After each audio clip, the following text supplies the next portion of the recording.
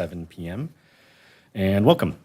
For the audience here tonight, my name is Tim Cremens, and I am the chair and serve as the presiding officer over the Planning Commission meeting in consideration of others and the business conducted tonight. Please silence your phones and any electronic devices and refrain from speaking unless recognized. If you are in attendance and wish to speak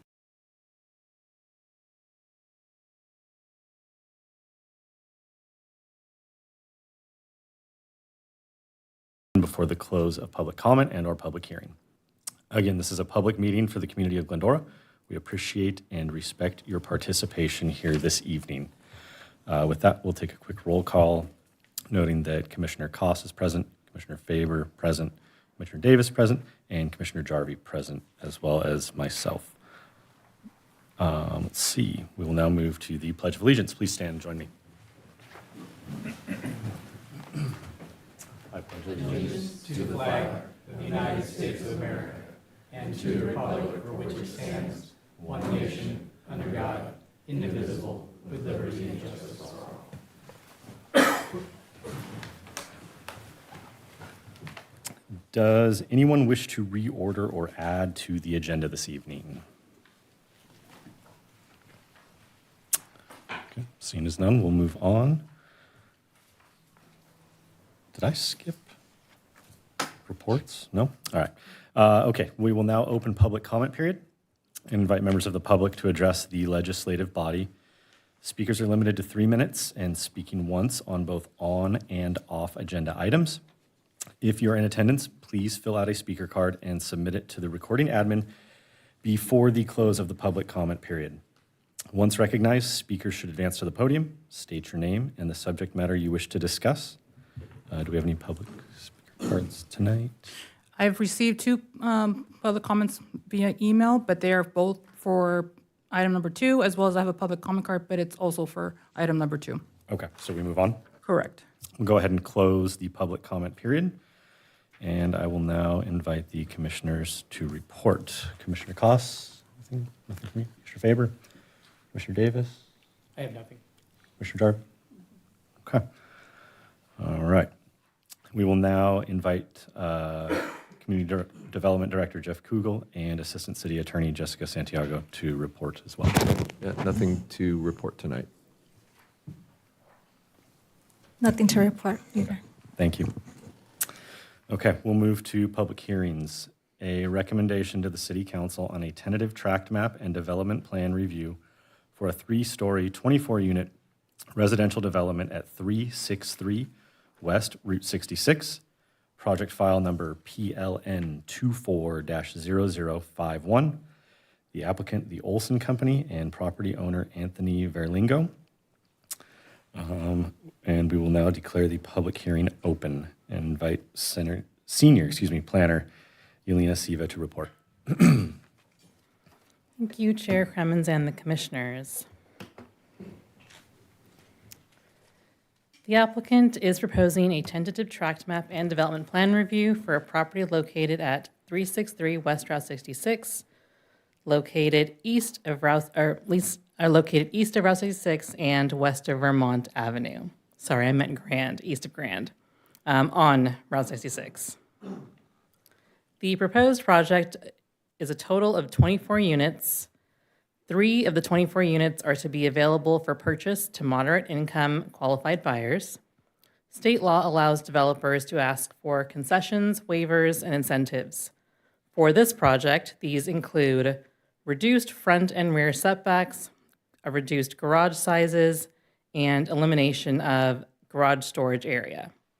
The project site is listed in the general plan's housing element sites inventory, which requires a minimum dwelling units per acre, 80% of the maximum, which requires a minimum of 18 units.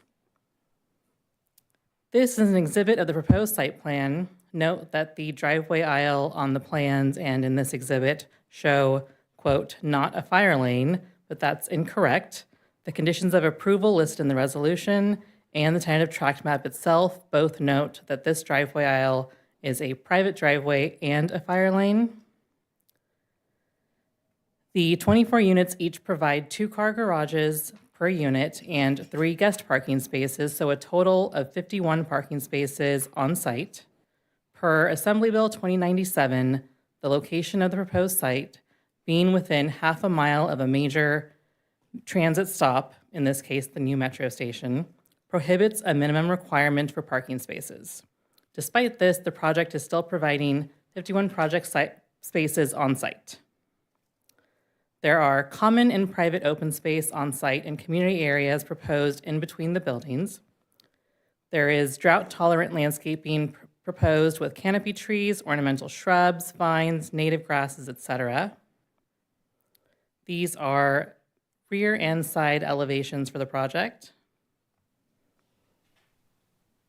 And this is the street view rendering that you would see from Route 66. Public notices were mailed, posted, and published per requirements. And staff is recommending that the Planning Commission recommend approval to the City Council for the requested tentative tract map number 84726 and development plan review for a 3-story multifamily residential project of 24 units at 363 West Route 66. Thank you. Thank you. We will now invite applicant, the Olson Company, Director of Development, Brian Cunningham, to present. Mr. Cunningham, you have 10 minutes.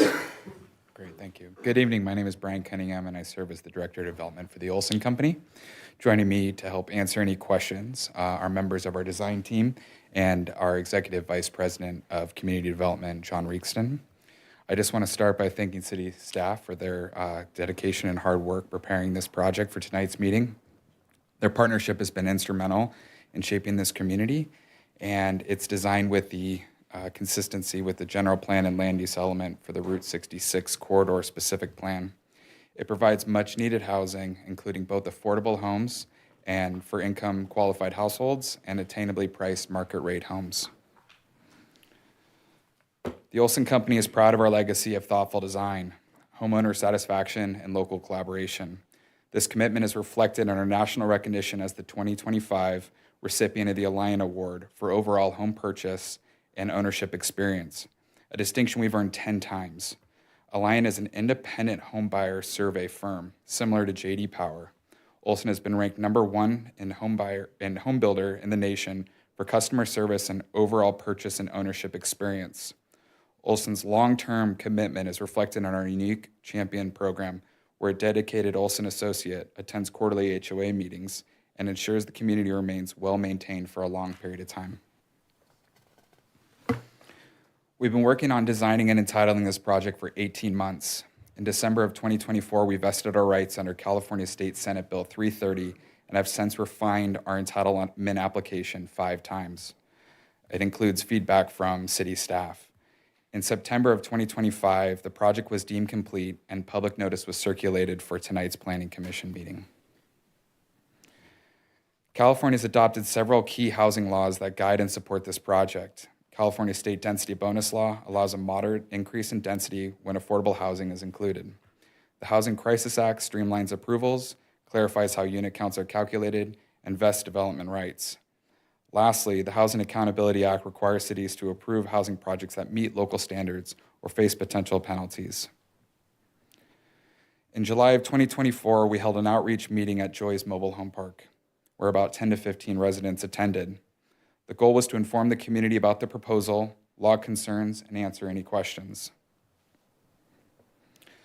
The noted concerns included noise, dust, and debris from construction. We recognize this as important considerations and will fully comply with the city's approved construction hours and all local and state required noise and dust control measures. The property has been vacant since 2005, and transforming this inactive site into a vibrant community will strengthen the area, support the state's housing goal, and provide lasting value for the Glendora residents. Its longstanding underutilized condition has been recognized as an opportunity to positively repurpose this property. This thoughtful redevelopment not only enhances the corridor, but has also been widely supported by community members as a meaningful improvement. The project is composed of 4 buildings, each containing 6 homes. The project will have a singular entry off of Route 66 and has been designed with many community features. including an enhanced entry with decorated pavers, community monumentation in the project frontage, artisan pedestrian gates, as these designs will be presented to you at a later date if approved tonight, tree-lined walkways, guest parking, a gated amenity space including a shade structure, a barbecue, tables with chairs, additional bench seating, and bicycle parking, trees to screen the neighboring property, private yard areas and mailboxes, a gated turf area for community activities, additional guest parking spaces with EV chargers, and a second artisan pedestrian gate fronting Route 66. The homes feature a classic Spanish colonial architecture style with light stucco exteriors, complemented by two distinct accent color schemes that differentiate each building. The design features details such as recessed windows with decorated trim, exposed truss tails, corbels, sculpted sills, balconies with French doors and metal Juliet railings, faux chimneys, arched entry soffits, decorated lighting and address signage, and concrete S roof tiles. These complementary materials reinforce the architectural character with landscaping between garages, adds greenery, and softens the streetscape. This thoughtfully designed community blends timeless architecture with modern, energy-efficient living. This design reflects a high-quality architectural style that blends traditional and modern influences, complementing the surrounding neighborhood while providing lasting value to the city of Glendora. This community offers a unique opportunity to live in a well-connected, small-scale neighborhood with charm and distinction. With homes designed to serve a range of buyers from first-time homeowners to moderate-income families, this enclave combines comfort and livability.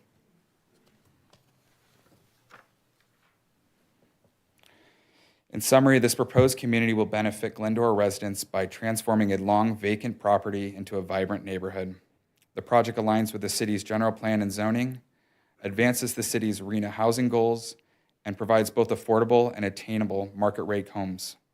Its location will support the newly opened Gold Line Station, boost enrollment in the Glendora Unified School District, contribute developer fees, strengthen local commerce through increased tax revenue and household spending. We are in full agreement with the conditions of approval and remain committed to meeting all requirements for the successful completion of this community. We welcome any questions you may have. Thank you, Mr. Cunningham. We will now open public testimony and invite members of the public. Speakers are limited to 3 minutes, speaking only on this agenda item. If you are in attendance, please fill out a speaker card and submit it to the recording admin before the close of the public testimony period. Once recognized, speakers should advance to the podium and state your name. I would now like to invite up Mr. Brian Harding. Mr. Harding? Good evening, everyone. The only concern I had is the island on Route 66. People are going to have to come down and make U-turns to get into the property unless they open that up for cars to get actually into the property. Because I know getting out of there right now is pretty tough. And then people often park on Route 66 on the north side. So getting out of Joy's Mobile Home Park, sometimes you can't see the traffic coming. And with the new residents, they're going to be making U-turns right there to get back to the property. So I don't know if that's the city that does that or if they do that. And also the whole street is tore up. I don't know if anybody's driven down Route 66, but it's bad. And I think it's because they built all the condos and they just repair and they never repave. They just put in sewers and then they just repair the street. So I know all the way from like Glendora to Grand, it's just, and even beyond, it's really bad. So that's all I have, guys. Thanks. Thank you, Mr. Harding. And we have some correspondence, correct? Correct. So I have two have been received. They have been handed out to this legislative body, as well as I made copies available online, as well as there's some in the back if anybody should have a copy. Okay, thank you. We will now close the public testimony portion of the public hearing. And once again, invite the applicant, the Olson Company Director of Development, Brian Cunningham, to provide summarization and closing remarks if desired, not to exceed 5 minutes, please. Thank you. Okay. We'll go ahead and close the public hearing and open things up for discussion and deliberation from the commission. Commissioner Collis, we'll start with you. Okay, great. First of all, I'd like to disclose that I did meet with the developer, I guess it was a couple of months ago. At that time, we met, and he kind of gave me a preliminary of what this project was all about. Of course, it's changed a bit since then. I did have one question. I think you just said, when you were speaking just a moment ago, you said something about Olson was going to continue to follow up with the HOA for maintenance. Could you, I don't know if you want to do it right now, or maybe later on he could address that, like what he meant by that. But maybe that's something we can do at the end. But I would like some clarification of kind of what that looks like. So that's something maybe we can address afterwards. Because that was kind of interesting. I didn't see that in the literature, anything about, ongoing meeting with the HOA. I assume it would have an HOA. I know there were some concerns in reading some of the written commentary that came in from members of the public. I know there's a significant concern about the parking on Route 66. But I know you said that they're going to have 2-car garages. So that makes me feel a little bit better that they hopefully won't be parking on the street on a routine basis, maybe just, on certain special occasions. I had the other comments I wanted to make. I'm really, I hear people all the time talking about how wonderful Glendora is, and how they really want to live here, but they can't afford it. And so to have 3 moderate income units in this development, I think, is a good thing, because that will provide maybe somebody who otherwise couldn't afford to live in Glendora the opportunity to do so. So I'm very happy to see that. And I'm also very happy to see a use. Every time I drive past that lot, I kind of just look at it and go, ugh, because it's, overrun. And so I didn't realize it had been vacant that long, but it sounds like 20 years from what you were saying. So I would be happy. I know they said something about the medical building was using it for parking or something, but I'm happy to see actual constructive use and families and et cetera making use of that area. So that was my only question, really. I did read the waivers that you're requesting, but my big question was, maybe later on you can address the follow-up with the HOAs. That would be it for me.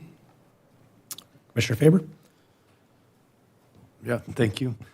Thank you for the presentation, too. Kind of had some conversations about this project, so I just wanted to say that I do believe it's a little unfortunate that the state allows this many waivers on a project like this, and I just still hope, even though the state allows it, that the project will be successful in the city and be valuable to the community, because that's what, as a community, we want, and hopefully the nature of these waivers won't hurt that. So, thank you.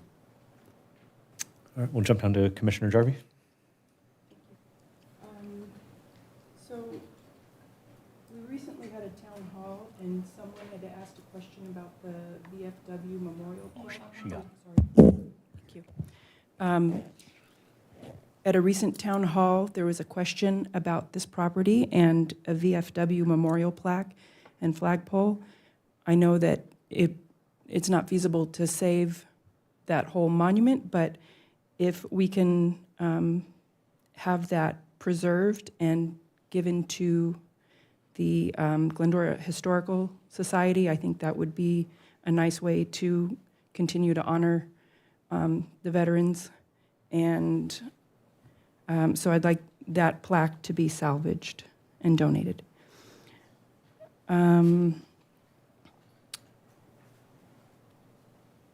The parking spaces, it said that there were guest parking EV charge, but is there also EV charge in the garages themselves?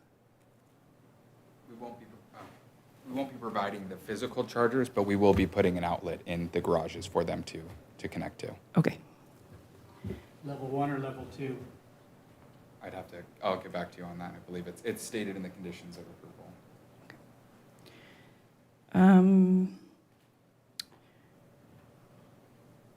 I want to thank the staff for getting the fire department approval to us. I still have concerns about the length of the driveway and the distance that a truck would have to go, an emergency vehicle with no turnaround. And if we're looking at a 150 max pull length for a fire hose from the street, we're only getting halfway to the building or through the site. So I'm wondering, is there fire department connections at the rear of the space that can be accessed in an emergency? Yes, we worked with the fire department to clear that access where they would pull in far enough to have plenty of hose and then back out again, and they were absolutely fine with that solution. So no turnaround then? Correct. Okay. Correct. On the report, there was a mention of the CAP, the Community Art Project, I think it stands for. I didn't see that in the presentation. Will that be included? Yes, great question. As I was mentioning, if the project is approved tonight, we will work on submitting our application to the planning department for review prior to meeting with you again for the artisan gates on the front of the project. Okay, so the gates are the artwork? Yes. Okay, They're a one-of-a-kind piece, but we will bring that design to you at a later time. understood. Thank you. I have another concern about safety in regards to tandem parking. If in an emergency, the car nearest the driveway were disabled and a resident couldn't get out because they were stuck behind a disabled car,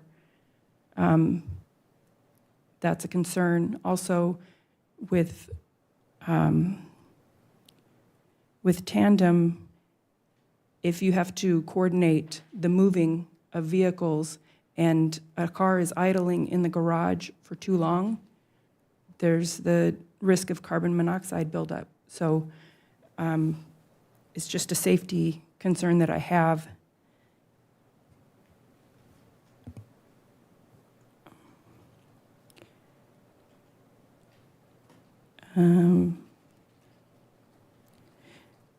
One other thing about the existing property, being that it's a mortuary, is there anything in the contracts with future residents that would, are you required to disclose that it was a mortuary before selling the units? Yes? Okay.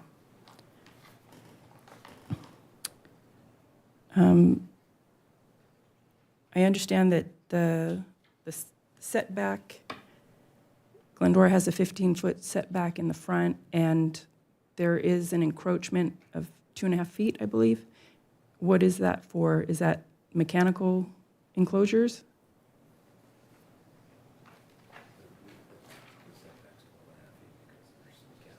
Yeah, it's.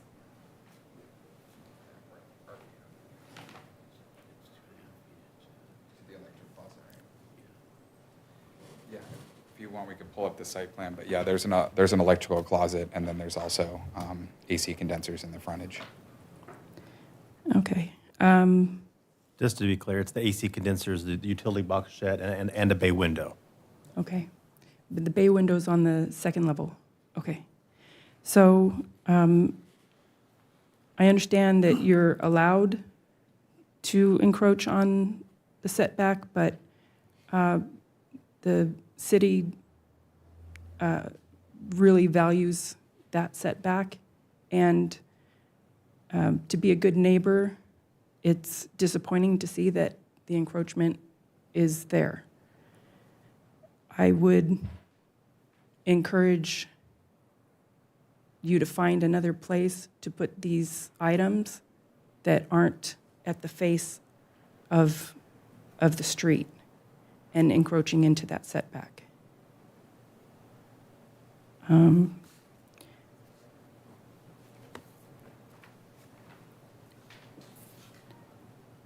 Last is a minor item. It's about the bikes. There's bike parking or bike racks. Is that behind a gate? Because in this area, it's the proximity to the Glendora station.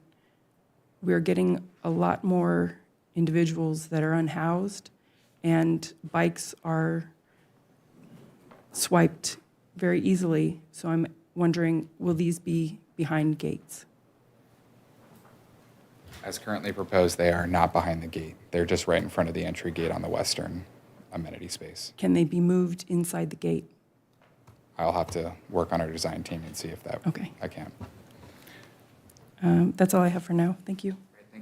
Before you move on, since we're answering questions, can I get an answer to my question regarding, you had talked about the Olson Company continuing to follow up at quarterly HOA. Can you elaborate on that? Yeah, that's a really great question too, and this is a unique program that sets us apart from a lot of our competitors. We want to make sure that when we set up an HOA and then the homeowners do eventually come in the community, we not only educate them, but we actually have someone that can come alongside of them for about 10 years or more that really allows, they call them a champion program, that we work alongside of them to make sure that any needs that or any problems that they have a direct line of access to our company.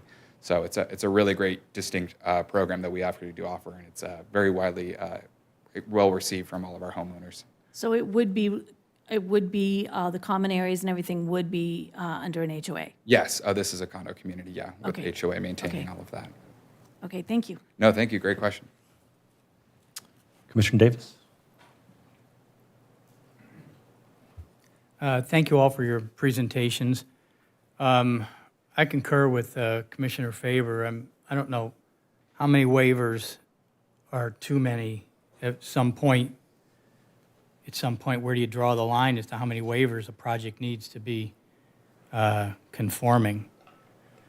So that's a disappointment. Are these mainly 3 bedrooms? Yes. Okay.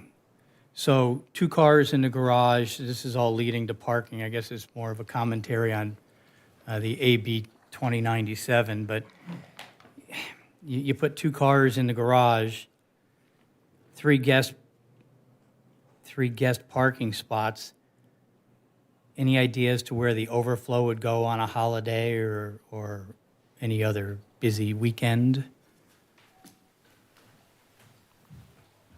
Is it relying on the street? I know it's half a mile, that it's not required. I appreciate you even putting 3 in Right, there. and I won't even go into all that because I know this is a sore point. If someone has a big party or a graduation party and there's extra cars, they have to find somewhere to park. But there's no other answer to that Okay. question. Okay. Will the chargers be on a common meter paid for by the HOA? Will an account be set up? Who will be in charge of the charger? How will it be paid for? And again, is it level 1 or level 2 charging?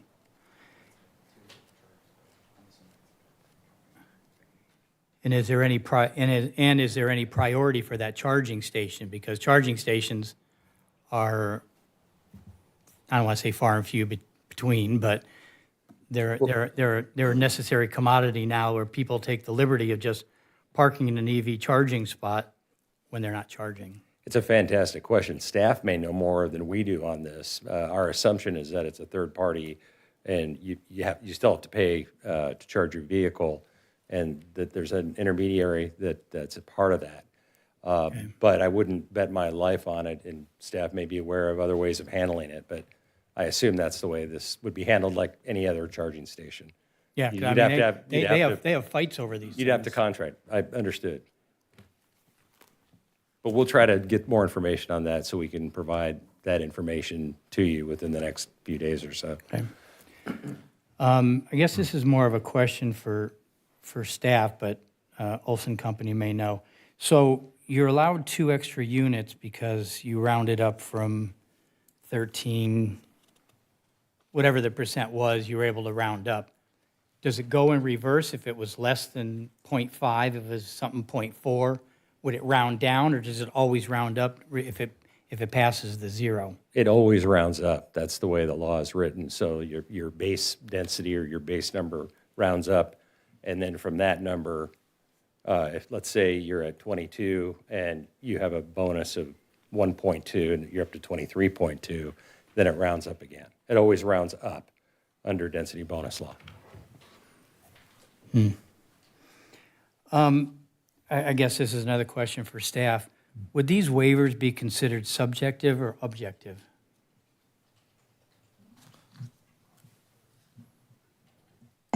So when it comes to waivers, I don't know if subjective, objective, they can ask for waivers and get them under the state law. Okay, let The me development rephrase that. Is what they're being compared to, the standard by which they're being judged, is that objective or subjective?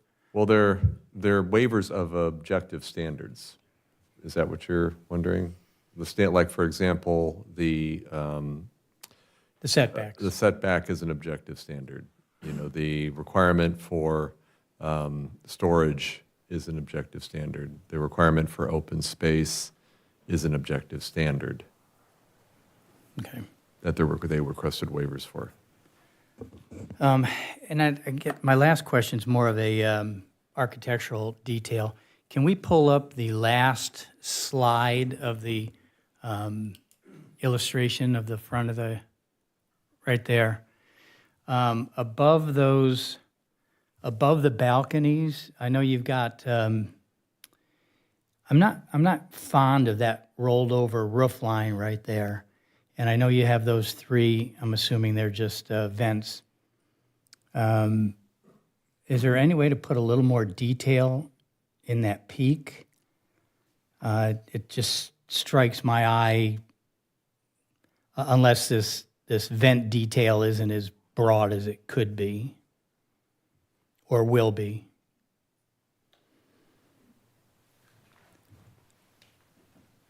Well, I think anything's possible, but we would request that you approve this based on, I mean, we feel very strongly that this is a pleasing aesthetic, but we do understand your concern. But we have worked very closely with staff, and based on that and the experience that we've had in the area, it's generally been well received. Okay. I'm not sure because I don't know the exact design, but I think typically that's just, it's not a vent. It's a architectural detail, like a half tile that sits out. They're like Those piped. 3. They're like a 3 tri-pipe. Yeah, it's just an detail. islet of the It's common with a lot of Spanish gable roofs. Yes, so it's a very Yeah, no, I common had a Spanish house in Long Beach, and I had 3 of them just like that, but they were vents into the attic, so Gotcha. that's my experience with them. Okay, that's all I have. Thank you. All right, just a couple things for you guys. Thank you for the information. I think the architecture, it looks good. It looks great. And I think it'll be obviously a better use of the space. I do feel like a couple of the other commissioners have shared some concern for cramming a whole lot into a little space. But I also don't feel like that's grounds to deny it. But it does feel like, we're pushing the limits there. And then I did have a question, maybe for staff or the Olson Company, just as far as the incentive to receive domestic water service from the existing domestic 6-inch water line, just what that means in simpler terms. I don't know who that's best directed at. Well, I guess, I mean, if you want to go ahead and answer that, since. Well, in addition to waivers, you can only request one concession given the number of units that we're providing. that are moderate income. And a concession, a waiver is something that you need because without it, you would be physically precluded from squeezing the project into the space in which it's built. So setbacks, the height of the building, et cetera. A concession is more along the lines of financial relief to allow the project to move forward. And the option, there were two options to connect the water system. One would be to go across the street to a larger pipe across Route 66, or to connect immediately next to the site. And it was an appreciable difference in cost. And so we asked for the ability to connect immediately next to the site. And there was sufficient water pressure and supply at that location to do that. And we used our concession to do that. Okay, thank you. How old is that pipe in there? Any idea? It's the one that they are connecting to is an older pipe. The city, Public Works Water did want them to request to the newer pipe, which was further away. And so that's when Olson invoked the concession to obtain relief from that. And I think I don't know the exact age of the pipe, but it is an older pipe. Okay. All right, and then I think that wraps it up for me. I think Commissioner Faber, something else? I just had a question about the plaque that you talked about. I didn't know about this plaque. Sounds like there's a plaque there. It's supporting the veterans of foreign wars, right, or some version of that. Is it amenable, or how could we do it? Could we make it part of the condition of approval that they would have to work with the city VFW chapter to place that somewhere at their cost, or how, or I don't know, right? Like, I don't know what they want. I don't even know how we could do that. And we're happy to explore that possibility with staff. Okay. That's without me talking to our Sure. design people and a lot of folks back, but I'm happy to have that discussion to see if that could be done and then work with It staff. may be as simple as placing it at their I guess you'd call it, their building, right? Because there's a building also on Route 66, I believe. Isn't there VFW over there by, off east of Lone Hill? I could look that up. I think that is the VFW. Certainly, we'll do everything we can to remove it without damaging it. Again, I don't know anything about it. But we'll do that first and foremost, and we're happy to Yeah, if it was, take a look at if it was placed there by the Veterans of Foreign Wars, that would probably be the organization to at least approach to return it to. Sure. Do we have to, if that's something that we would want to put in the conditions, do we have to make a motion at this area to put it in the conditions? Yes, if you want to put it in the conditions. Okay. So, I mean, I guess I would, correct me if I'm wrong, but I think I would say, I'd like to make a motion that the applicant works with the VFW to replace that plaque and find a good place for it. Can I also just? Can we discuss the motion, or? Well, I think that, If you're is making that the- is this you're making, you Well, want that's to make that motion in the context of your vote on the project? That's the So part I'm when unsure when the about. discussion part is completed? Yeah, that's the part I'm unsure about. Should we make it separately before we vote on the project, or should we make it part of the motion? It'd be appropriate to make it with the motion on the project. Okay. Or sorry, I didn't know. Just my comment with that, I agree that if there, this is the first time hearing about a veterans plaque there as well. I was not aware of that. I do think that Olson Company should do everything possible to preserve that. I don't necessarily think it should be a requirement to have them place it somewhere else at their cost. I mean, that's an abandoned site right now anyway. I do think that they should preserve it and return it to the veterans, and then, allow veterans of foreign wars or whoever it is to determine, what they're going to do with it. I don't think it's reasonable to expect you to pay to have it relocated somewhere else, but I do think it's reasonable to have you preserve it. Just my thoughts.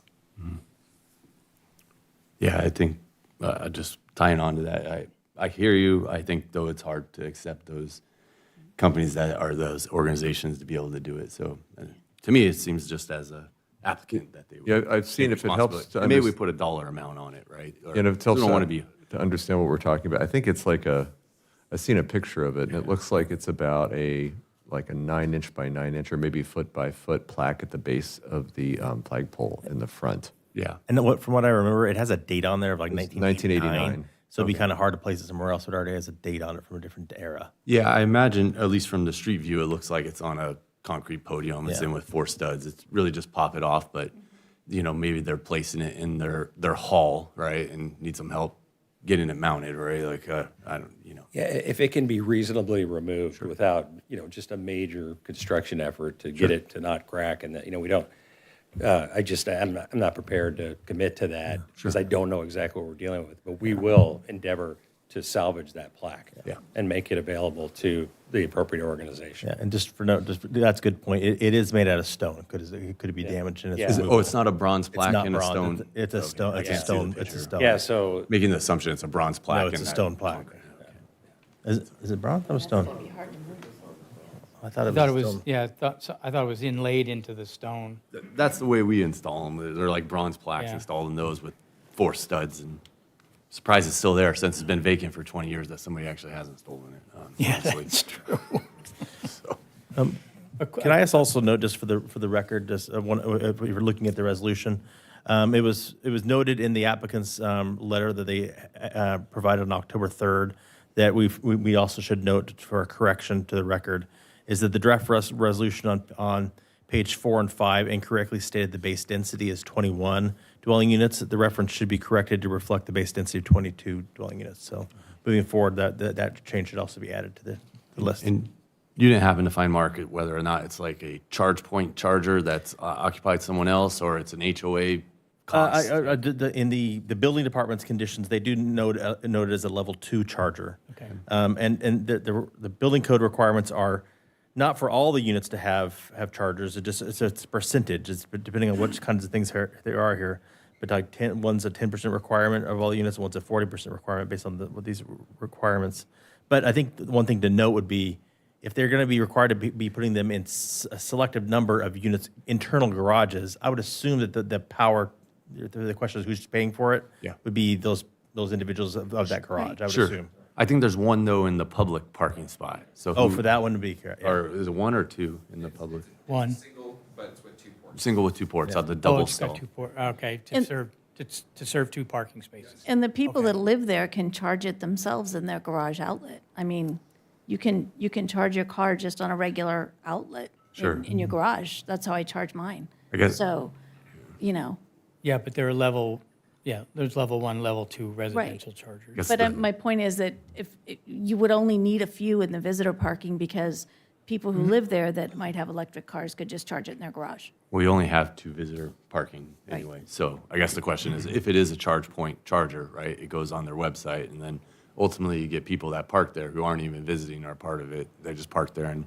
ultimately there's no visiting parking spots for the people that live But there. there's nothing you can, that's,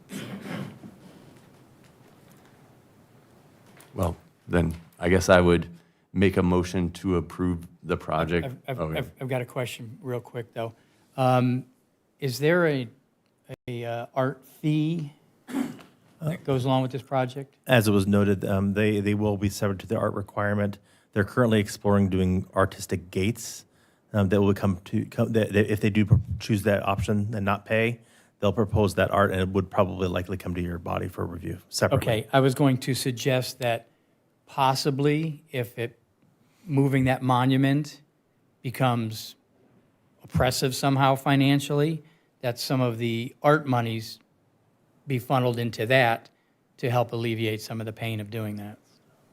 I don't know if that's possible Just or not. remember, the state's already alleviating a lot of pain by giving them units to build, so I don't know if you need to be that nice. Yeah. All right. I would make a problem. motion Go ahead. to approve the project with the applicant working with the VFW in the local area to help relocate that project at a cost of up to $5,000 if feasible. is the relocation a part of, I'm confused. Are we voting on whether or not they're going to relocate? Or are we Make a voting? motion to approve the project, adding a condition of approval that they have to also do that. Oh, okay. also noting the changes If I that didn't Mark. say it right, yeah, or No, plus, yeah. But Mark stated there was other changes for number 4 and 5, you said, right? So As stated. Stated as for the record that we're accepting those changes. Where's that written? Just 4 and 5? Or, okay. So right now, we're voting on the condition of approval, correct? Correct, which is the number 1, number 2 that we have for recommendations, but to the. But the then re- he's adding the relocation of the plaque. That's correct. That's what he's stating as for the So we're not motion. voting on the project right now, we're voting on the condition of approval. No, his motion included a motion to move it for approval of staff's recommendation and add the condition of approval requiring that the Olson Company endeavor to remove and relocate the plaque, incurring a cost no greater than $5,000 or up to $5,000. That's, Still needs a second. I think, and a second, and I think before you vote on that, and just ask the applicant if they would accept all of the conditions as recommended. We would Including that ask one. that there not be a cap placed on it or a number placed on it, but that we will work to do everything we can within reason to preserve the plaque, and then work with the VFW to get it over to them. Again, the concern is, damage, that it becomes a much more difficult removal process. And, but we would definitely like to get it done. But we'd rather take that number off of it, but Olson would, Is there a reasonable attempt. dollar amount, right? Like, I'm concerned personally that, well, $200 is unreasonable, so we're going to throw it away. yeah. Because if No, you no, can't it's, commit to a dollar amount, it's hard to say. it's going to be the complexity of removing it and preserving it and not damaging it.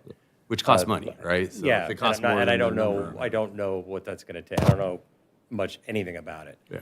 But we will pledge within reason to remove that plaque and get it to the appropriate organization without damaging it. That's what we would agree to, is something along those lines. I don't know what to say because I don't know what the reason would be because that's hard to say. So I guess I would just, can I keep my motion and it doesn't get There approved? still is a motion on the table. I keep my motion We have with a a dollar second. amount, even though the applicant doesn't agree. Because I'd work with you to come up with a dollar amount, but it's hard to say all of a sudden you think $400. I'll second it.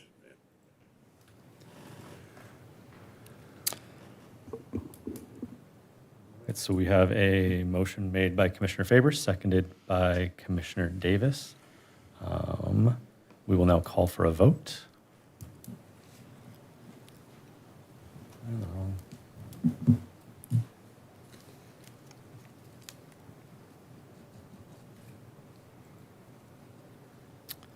And the motion carries 4-1. The recommended action for the Planning Commission is to recommend to the City Council approval of the following. Adopt a categorical exemption pursuant to the California Environmental Quality Act for the project, and adopt a City Council resolution entitled a resolution of the City Council approving tentative tract map number 84726 and development plan review for subdivision of land to construct 24 residential condominium units on certain property located 363 West Route 66, Glendora, California, APN 8639-020-003, file number PLAN 24-0051. I have a question. I understand that your resolution passed, but I'm unclear because I heard him say he couldn't guarantee, and you were looking for a guarantee. So what exactly was passed in terms of the resolution? So The wording is stated by exactly- Brian. Huh? The wording is stated by Brian with the dollar amount. That they're with no dollar amount? Okay, so what happens if they go to remove it and it crumbles or something? That's, Well, we also have to remember this is a recommendation to the council. okay. I'm just wondering, because it seemed like it was not really clear about, and it seemed like the applicant They can't can do it for necessarily less than guarantee. $5,000, great. If it goes to Yeah. $5,000, it costs them $5,000. Okay, And we'll also be If it able goes to to do, $6,000, it costs them $5,000. okay. we understand, and we'll be able to do some more research between now and the council meeting to figure it out. kind of on the fly a little bit. I understand exactly where you're going. Okay. No problem. And we'll do some investigating. Thank you. Appreciate it. Thank you.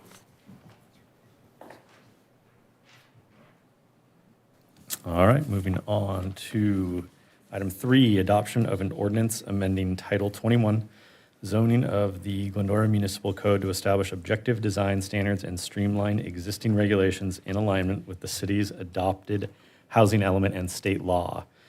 I'd like to invite Principal Planner Hans Friedel to report. Good evening, Hans. Get my bearings here one moment. Okay, well, good evening, Chair and Commissioners. I'm here tonight, and I'm joined by, with our consultant, Alan Loomis, my principal collaborator over the years on this, to present and receive feedback on our draft, or actually seek a recommendation on our draft objective design standards, and also mention that it's a code cleanup of our existing zoning code. So in terms of just some background, I'll go quickly through this because we've heard this a number of times, but for the benefit of those perhaps watching that haven't seen it, there's an entire armada or, plethora of California state housing laws that require objective design standards for, any kind of qualifying residential and mixed-use development, including, SB 35, SB 330, SB 9, Housing Accountability Act, et cetera. Glendora currently has a mixture of objective and subjective design standards sort of spread throughout the zoning code and specific plans. What are objective design standards exactly? Well, those are simply standards that are written as requirements, not guidelines. So, instead of words like should or consider, that sort of thing, do something to the maximum extent feasible, they're written as like shall, must, a dimension, something like that, to avoid ambiguity and interpretation, the interpretive element. I should advance the slides here. There you go. I think this is the slide I want to be on. California Government Code defines objective design standards as a design standard that involves no personal or subjective judgment by a public official, and is uniformly verifiable by reference to an external and uniform benchmark or criterion available and knowable by both the development applicant or proponent and the public official before submittal of an application. They don't have to call the city to figure out what it means. It's pretty clear. So, so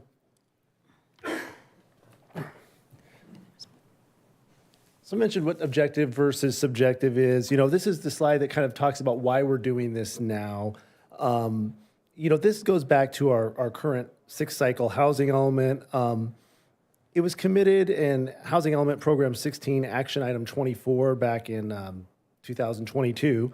At a joint meeting to revise our design guidelines to be objective and remove language requiring interpretation of design quality. And again, that was in response to requirements by the state of California.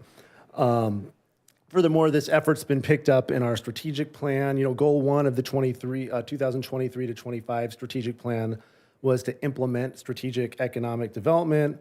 And objective 5 of that was following up on the 6-cycle housing element, and task 3 was developing objective design standards, or ODS.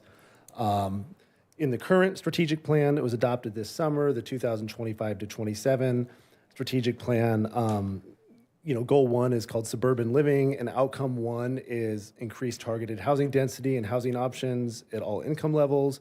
Action 1.1 of that is objective design guidelines. It should be standards. Also, I want to mention that there's an economic development action plan component of this in the 2024 to 25 Economic Development Action Plan. It outlines business retention and attraction goals, including non-monetary incentives such as streamlined permitting and fast-tracking entitlement reviews. So these efforts aim to reduce the complexity and time involved in starting or expanding businesses in targeted sectors and locations. So these kind of achieve that too, because the idea here was to sort of make it clearer, take out ambiguity, in the sort of development review process. So that's kind of why now, this is a comprehensive cleanup and streamlining of our existing zoning code. The code contains a mix of different guidelines and standards. Some cases there's none. Different guidelines and standards apply to the same development type, such as multifamily, at different areas of the city that would be otherwise the same. Similar, like Arrow Highway and Route 66, would have very different standards, but development types are often pretty much the same on them. The objective standards will apply almost everywhere in Glendora except for the foothills. We've covered all development types except for the foothill houses. Those are very one-off special things, basically mansions. And so we've left those out due to the uniqueness of grading, topography, fire, high fire zone issues, stuff like that. Everything else in the city will be covered by these. There's a few small specific plans that are kind of excluded too, I'll mention, but they have their own standards. So in terms of goals, let me advance through this here.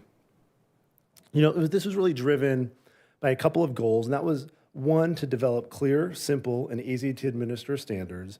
Two, to streamline and consolidate existing regulations. Three, establish a consistent, uniform, and objective benchmark for development. Four, reduce excessive applicant and staff interactions. I think I've said this anecdote a couple of times. There's times where there's maybe 3 or 5, 10 phone calls and emails and stuff before somebody even gets to be able to submit something to the city. And so the goal with these is to sort of reduce that, so you have a checklist and you have a sort of clear process or a set of standards that you follow, and you have confidence as an applicant and also as a reviewer to know what we're looking at here. One of the goals early on, and this is kind of something we checked with Planning Commission many years ago when we started this, was to use what I call the reverse pyramid approach, which is simply means to have the highest volume of things we do are like related to ADUs, single family home stuff, additions, things like that, to have the least onerous and complex standards for those type of high volume counter interactions, oftentimes due to those being small projects and not having sophisticated design bureaus and teams involved, right? It's maybe just a contractor and a homeowner, or homeowner being their own contractor, or an architect, or a CAD drafts person, or something like that. Whereas when you get a large, complicated project, a large multifamily or mixed use, you're going to have a whole design team, or something like we saw just now. You're going to have an engineer, landscape architect, all that sort of stuff. So those have a little bit more complicated standards. And oftentimes those larger projects have a larger potential impact visually on the community as well than a single ADU or something. And then finally, one of the driving goals, and this was the 6th one here, was to use a cafeteria approach, which gives applicants choices. So as you review this, you'll notice that it's like choose 2 of these 3 things, or 7 of these 10 things, that sort of thing. So the idea is there to give some flexibility for the planners on the development side, the applicants, to be able to find a way through this that works for them and have an element of choice and also to allow some creativity in their project.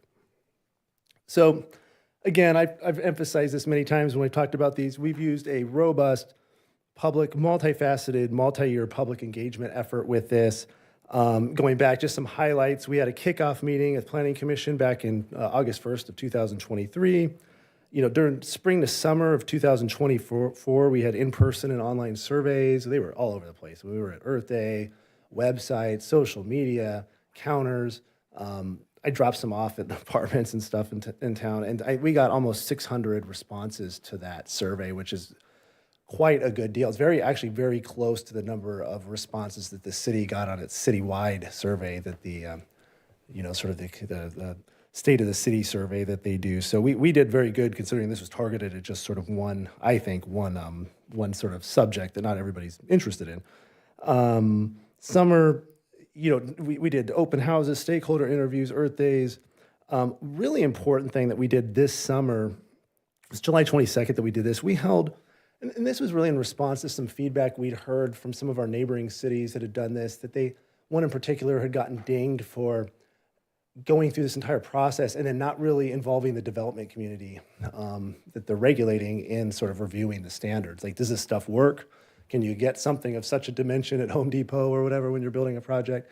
And so we compiled a list of about 40 roughly developers, applicants, et cetera, that we've worked with and have done projects here in the city. And we got about 15, I think, and to participate in a virtual online sort of review. And prior to that, we had sent them our draft code.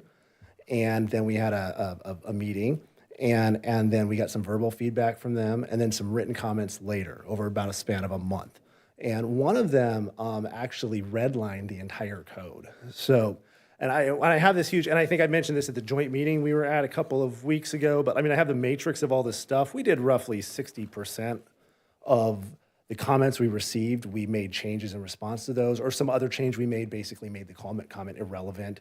But in many cases, we adjusted or modified to make it workable. So I think we kind of went to industry and said, hey, does what we do make sense? And we took that feedback to sort of tailor and calibrate the work that we've done. So I feel very good about that.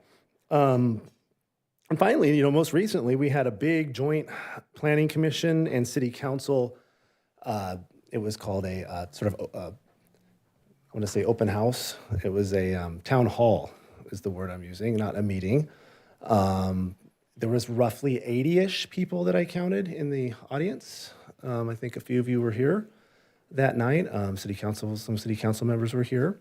And that was a meeting where we talked about all kinds of different stuff. And then we also had some of the ODS came up there. And then we also had the Joint Planning Commission and City Council study session on this very topic as well, which the town hall kind of came out of, which was our first look at one of our drafts of these from both bodies.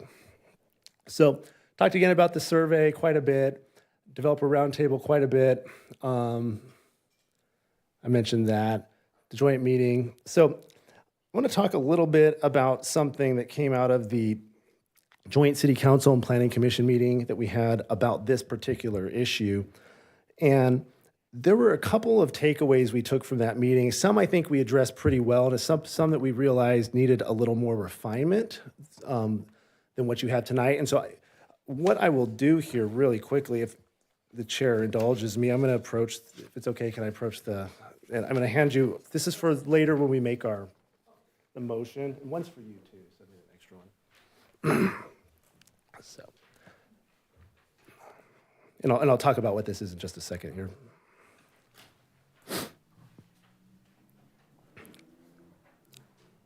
So say approach the bench, but I'll call it the dais.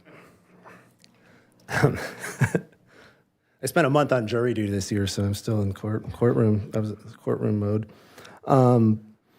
So a couple of key things. So one thing we heard at that meeting was to reduce the architectural styles for large multifamily in line with the survey. So in the survey, there were some key preferences for certain architectural styles, okay? So it's what you'd expect, Spanish colonial, and then a big one for craftsman here in the city. So we really focused, we took that down and we introduced in this draft that you have sort of a table or matrix near the end of the ODS, which has that. It shows you per class or typology, so single family home, multifamily, commercial, what kinds of architecture styles you can apply for. The other thing we heard at that was to eliminate the modern farmhouse as a choice, which we basically did. So that was, we just took it out. Another thing that we heard was to make the code more in line with sort of fire best practices. So like, take away some wood shingle requirements, stuff like that, which, and again, I want to really emphasize that nothing in the ODS sort of preempts the building code or the fire code or stuff like that. So everything that is built still has to meet all building inspections, fire code, stuff like that. This is mostly aesthetic and then site planning issues. So, but we did make some modifications on that. We heard from the mayor earlier on that concern over sort of the top edge of walls, and so how roofs overhang those walls. So it was important that he had communicated to us that, really an interest in having sort of, a requirement for awnings or moldings on flat roofs, not just wrapping tiles over, like dripping over the edge or something like that, but actually, I wasn't going to say that, but dimensionality. And so we realized that we hadn't achieved that to the level I think that he had wanted. So the first page of what I have before you is some updated language and we had a call with him yesterday, and I think this achieves that sort of goal as communicated to us. So essentially it's adding a 12-inch overhang for peaked or pitched roof types. And then for flat roofs, based on whether it's a one or multi-story building, there would be a some sort of a decorative molding, smaller for lower buildings, bigger for a foot, 6 inches for a small, 1-story building, and then 12 inches for anything taller. So you don't have just sort of a naked edge that's unfinished looking. So that was one. And then the final thing I'll mention on here, the change we made, and this actually realized kind of a conversation we had today, that there was concern raised at that meeting about the durability of the non-structural elements of balconies and decks. So in other words, unfinished wood, that kind of thing. What we had done, and Alan's going to present more about the stuff in the standards themselves, but we had sort of taken wood out, but we didn't really prohibit it either. So I was looking more at this today. So the second page of this has some recommended language where we've actually very verbatim, expressly, unambiguously said the use of natural and or unfinished wood on the non-structural elements of balconies and or decks is prohibited in all development types other than single family and ADU. So it applied to, you're not really going to see that like a deck on a commercial building or I should say an industrial building or something, but it's in every other development type. So should they do that, they can't use unfinished or untreated wood. So that's been added. And so these additions, when we ask for a motion later, or your recommendation, I guess is what I should say, these additions will be in the version that goes to City Council for their decision, assuming it goes at the next meeting. So with that, I've got a few more slides. I think Alan will be up next. I just want to very quickly go over this, what the ODS is and what it is not, because people seem to enjoy this slide and it kind of clarifies it. So what it is it's clear, simple design standards for architecture and site design, replacing complex and unclear guidelines. It's not supposed to be confusing, convoluted guidelines distributed throughout the specific area plans and code. It is a comprehensive reform, streamlining, and cleanup of the Glendora zoning code. It is not, I think it's important, adding one-for-one objective replacement for everything and every single aspect of our code in the specific area plans and stuff like that, because it would just be, you'd end up with hundreds and hundreds and hundreds of pages of stuff, and it would make almost any development type infeasible. It's one playbook for citizens, businesses, architects, developers, and staff, speaking the same plain, clear language. It is not supposed to be endless calls, counter conversations, and emails prior to submitting an application. This is more like a checklist. And then it's a basic design threshold for all development. Again, I've mentioned this, it's sort of the basic threshold of which development has to cross to meet our standards at the city. This is not a guarantee that all development will be attractive architecture, but hopefully it prevents, really bad, unfinished looking stuff. Finally, it's objective and compliant with state law. It is not subjective design review. So with that, I will hand it off to Alan to present the contents, and then he'll hand it back to me. Thanks, Alan. I'll just leave this up here. All right, thank you, Hans. Commissioners, it's been a while. Hans's slide indicated we started this project with you a little over 2 years ago. So thank you for your continued work with this, our team, and feedback on this is a kind of exciting and important milestone for us to arrive to. I don't think Hans had mentioned this, but in terms of what the ODS covers, and I'm going to talk principally about the section 2115, which is the bulk of the design standards that we wrote.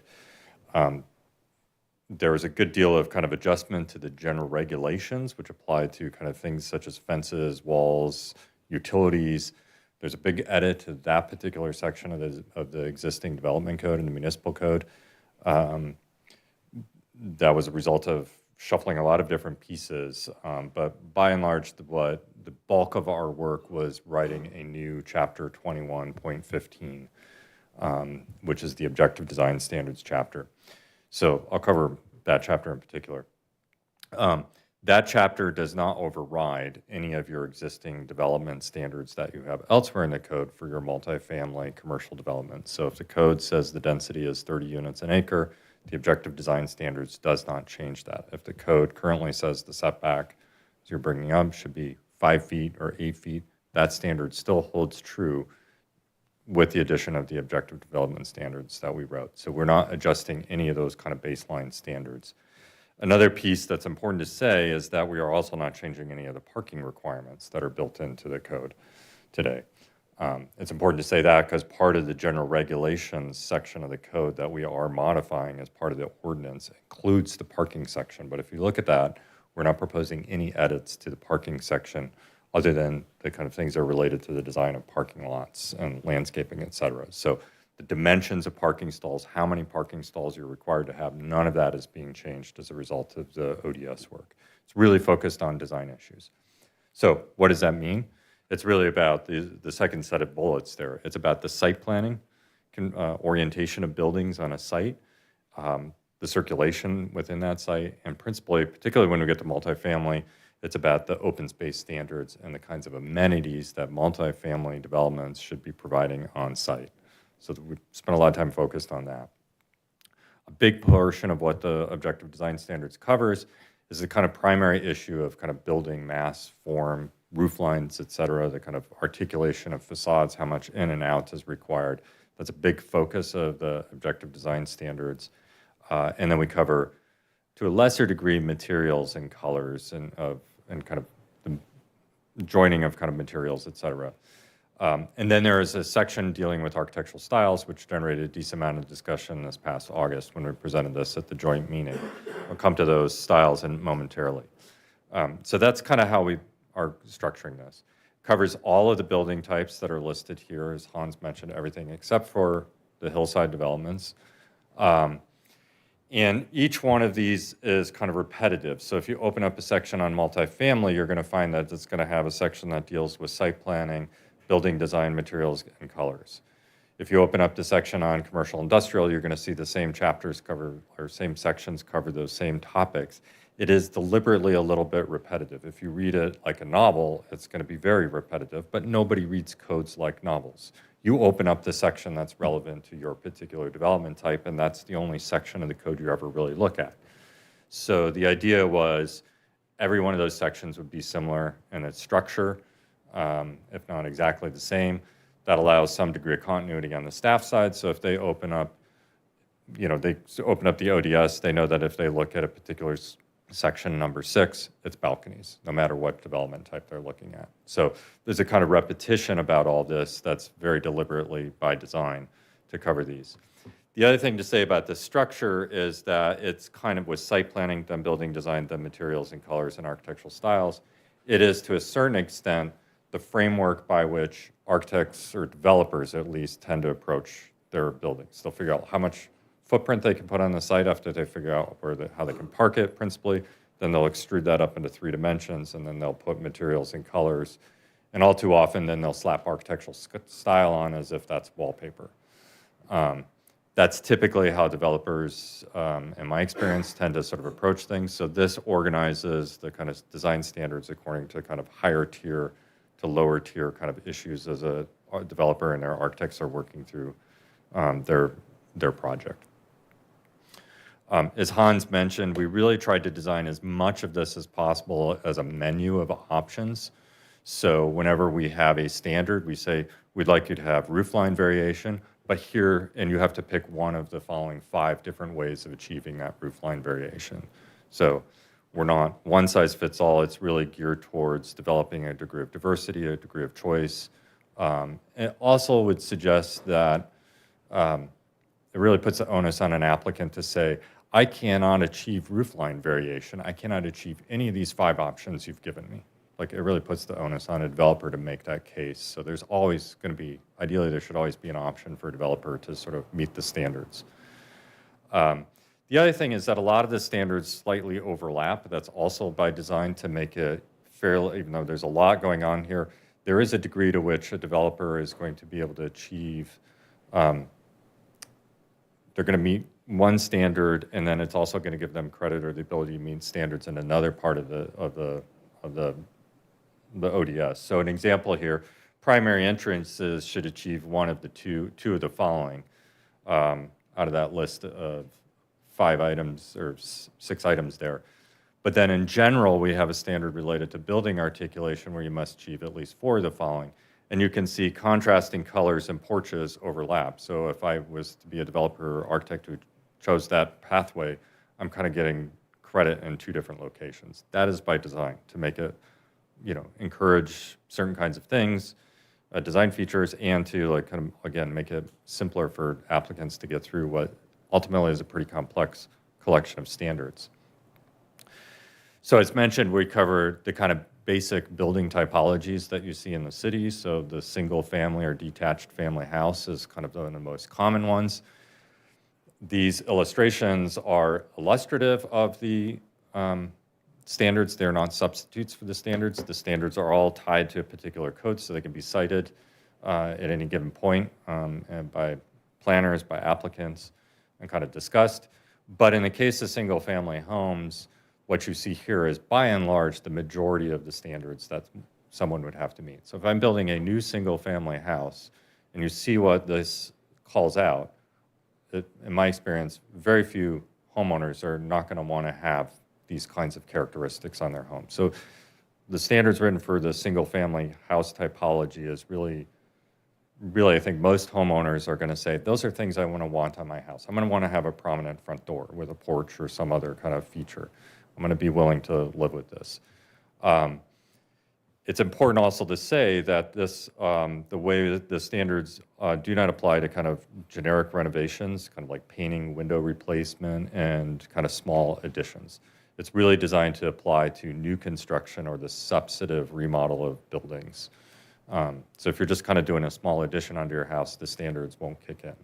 But if you're doing a new house, a new home, the standards do apply.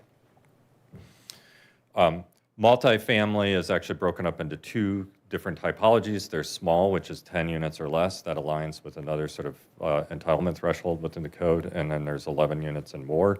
So as I mentioned in the multifamily discussion, we really focus a lot on the kind of distribution and characteristic of open space.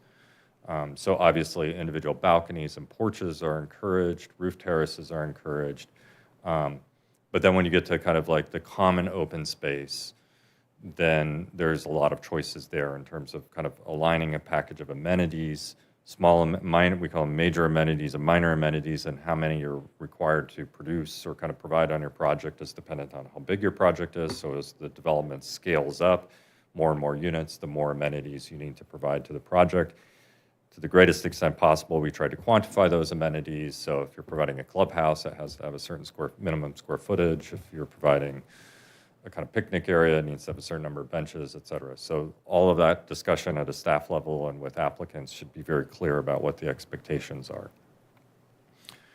We also provide, as I mentioned, standards for larger multifamily developments as well as mixed-use development. And in this case, and I mentioned this at the study session we had a couple of months at the end of August, we've really written standards that go address building forms and building scale that go well beyond what your zoning code allows today. As you just saw, applicants are very adept at sort of utilizing state density bonus to break the zoning code thresholds that you've meticulously crafted. So at some point, an applicant will say, I'm going to build a building that is taller than what your zoning code allows. And we think it's important that the objective design standards be your backstop so that you have something to say to them, we want roofline variation on that big building to meet our objective design standards. So the objective design standards anticipate buildings that are larger than what your current code permits, knowing that density bonus applications come into play, and that's a possibility. So this is a building that, based on everything I've heard in the past couple of months, I don't think anybody in Glendora is terribly eager to see in the near future, but we address how this building should be designed if and when it does arrive in Glendora with everybody kicking and screaming. So we're kind of cautious about that. We address commercial development, and by and large, this is focused on kind of 2 questions, really about the storefront experience for retail buildings. And in the case, there's kind of one size fits all, except for the village, which is defined as Glendora Avenue from Bennett down to Foothill, I believe. And in that case, we want more transparency for the windows, whereas like a standard kind of storefront on Grand Avenue could get a little less. So a little bit more transparency and kind of pedestrian interaction for storefronts in the village because you're walking right up against there. That's an important part of the city. The other thing we address on commercial development is if they get really, really big, then there's the requirement for this kind of in-out variation to sort of break up the big box. I think one of the questions I heard at one of the study sessions, I believe it was a couple of weeks ago, was criticism of the Target and Azusa. And so we kind of added some articulation standards to large development that would sort of stop that big box of Target from showing up in Glendora, assuming anybody could even find a site that size. Yeah. So then, as mentioned, we deal with architectural styles, and I think we don't have it in the slide deck, but there is on page 3 of the staff report, there's a table that's very important to kind of engage. It's included deep in the ordinance as we introduce architectural styles, so it's actually part of the code, and it's also repeated in the user's guide as well. But when we presented this in late August, we didn't have any limitations on architectural styles. And one of the introducing this table to limit where architectural styles can go within the city and what size development was kind of a key thing that we added in response to the discussion we had. And so basically, craftsman architecture is encouraged everywhere at all building forms, including fairly large ones. We do say that there is a kind of footnote that says craftsman buildings are limited to buildings 3 stories or less or buildings with a fairly small 4th floor. And that's because, realistically, craftsman buildings, once they go beyond 3 stories, start to look pretty ridiculous and kind of crazy. And you break the sort of authenticity of the style. The Avalon development on Foothill, I would say, somewhat kind of matches a craftsman style. And that's mostly 4 stories. And Commissioner Davis is laughing because it doesn't align with what everybody thinks of as a craftsman style building, I would say. So we want to make sure craftsman is kind of at a lower scale. But otherwise, craftsman architecture is allowed on that table is allowed for all types, all locations of the city. Farmhouse, this was one we presented before. Farmhouse is no longer on the list of defined allowable architectural styles as a result of the discussion. Should note that any developer comes in that can't meet the style standards or the other development standards in the ODS always has the option of submitting what's it called, Hans? Development plan review and making their case. So if somebody comes in and they do want to do farmhouse, they can submit that. It just means they're presenting their project in front of you. Googie architecture is the sort of the Bob's Big Boy, Denny's, Route 66. We had this in earlier. We think it's appropriate to leave it in because of the kind of legacy of Route 66 architecture. But we limited it to commercial development and small mixed-use development, which would actually be smaller than this photograph here, which is more like in kind of mid-city Los Angeles, where they sort of kind of quasi-remodeled an old coffee shop and put a housing development over it. And one of the reasons we keep small mixed use in play is because we think maybe there's some room for somebody to kind of remodel, refurbish one of a Route 66 era kind of commercial structure, and that becomes like the community room for a small mixed use development. We want to encourage that reuse or kind of like celebration of that kind of style in the city's history. The other important factor, limitation on the Googie architecture is it's limited to properties that front onto Route 66 or into Arrow Highway. So keeping it on those kind of commercial corridors with this style would have been built originally. So this one is pretty tightly bracketed, and I think, to some extent is kind of left in the mix for the people who want to engage in the sort of, the bellhop burger joint nostalgia. Main Street architecture, which is what you see on kind of the older buildings in the village, this is still allowed by and large. Kind of in most cases, most building typologies. It's a very robust style. Obviously, it has historic precedent here. The postmodern or kind of modern style, this is a catch-all for all this kind of contemporary stuff that it tends to be popular. This is also bracketed. So this, if I'm remembering correctly, I could look at the chart, but this stops at like the small multifamily. Somebody wanted to propose this for large multifamily, they'd have to submit the DPR, they'd have to go through a public DPR process. So this has quite a bit of limitations. Spanish Revival is allowed everywhere, and at all scales. And arguably, even at fairly large buildings, at 4 and even 4 stories and up, it's a very, very robust style. I would argue that it is probably the most forgiving to bad architects because it's the basic forms is white plaster walls, clay tile roofs, and then you put on a bunch of different decorative details, and there's a ton of options in this architectural language. It can be commercial, it can be single family, it can be large multifamily and mixed use. It's a very robust style. So to a certain extent, there's a kind of encouragement for the larger buildings in the city to be either Craftsman or Spanish Revival. And in fact, once they get to a certain scale, those are the only approved styles. Again, that is response to the feedback we heard at the joint study session a couple of weeks ago. Said, let's make that, let's set the standard fairly high. So one last thing to come off before we leave architectural styles is that none of what we're going to do is going to guarantee great architecture. Great architecture is going to be the product of great clients and great architects. We're just going to steer everybody in that direction and hopefully eliminate the really bad actors. We've also provided a user's guide, which would be kind of a counter handout that also includes the checklist and kind of more robust color photography. So this would be kind of a helpful thing to sort of like the person just walking in, how do I understand this? This will kind of help them get started. The checklist will be kind of an important tool, both for staff and for applicants to kind of understand, what's actually expected of them. Could actually be a working tool. I think it's important that the ordinance that's being introduced gives staff the authority to amend this checklist and the user's guide. It's not tied to the ordinance. It's a staff tool, and so the ordinance would give staff the ability to amend this from time to time to make, for clarification purposes. So the current checklist in your staff report doesn't exactly align with the current ordinance. Obviously, we just got a couple amendments, but when we get to council, we will, after the council takes their action, we'll amend the checklist so it aligns with the adopted ordinance.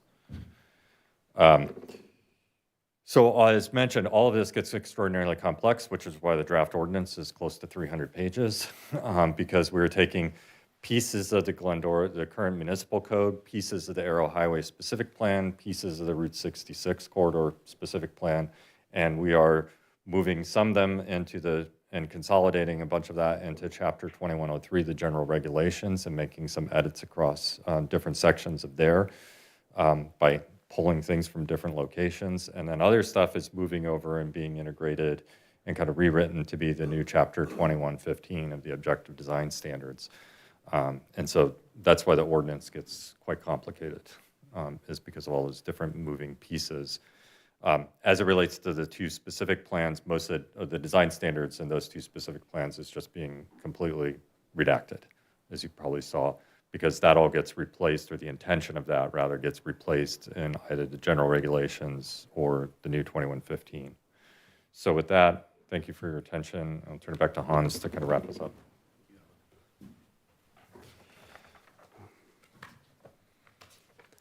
Okay, and just a few more slides here, and then we'll open it up. I think then this came up in the previous application that we just saw, is that, and I want to point out that under state law, there are sort of a limited number of exceptions and waivers, as was just discussed, to development standards that, would make a qualifying project infeasible, or the density unfeasible or impossible to achieve. The number of exceptions and or waivers is kind of based on the percent of affordability of the units. And I've mentioned this before, our interpretation is that this is not sort of a, across the board waiver of the ODS itself, but specific provisions. And we think that the way we've done this, by not just making it like a addendum or something to the code, but like interweaving it throughout our code, we basically rewritten our zoning code to be objective. And so that, people can request waivers or exemptions for a qualifying project on a specific line item or something like that, but not just, we want out of all of your objective design standards, because that, I think we would push back pretty hard on that, as we should. And I think this was supported, some of the different approaches were discussed at the planning conference, where we talked about, I think some of you were at that conference, different ODS approaches, and I think that's one of the reasons we did it the way we did it. And I think that's good, but it's, as you've seen, it produces a 300-page ordinance. So Alan mentioned this, and I appreciate that, we do have this, what I call an alternative path. So, and I've described it different ways, but if somebody wants to propose something that's different or differs from this in terms of architectural styles, they do have that option. But then basically the design comes before Planning Commission as like a design review committee at that point. And that's, they sort of opt out of the objective stuff and go into a more subjective world. So that option for something, I think that's important for really creative stuff. It's also, there could be something, a business or a prototype of something that the city really wants to see, maybe commercial development of some sort. That flexibility, that path is still there. This is not a barrier completely to that. But again, it then comes before Planning Commission for that extra level of review. So, Alan talked a little bit about the next steps, or about the sections of code that we're sort of updating. And, he mentioned it, this is going to replace some sections of code with other sections. There's going to be large sections of the specific plans, Route 66 and Arrow Highway in particular, that will be then replaced and there will be commonality sort of shared between them and the rest of the city. And with that, I think, I'd just like to mention, thank you for your time. This has been a nearly 3-year effort. I think I've been talking about this since late 2022. Number of meetings, a number of long joint meetings with City Council. It's been probably one of the more complex things that I've worked on.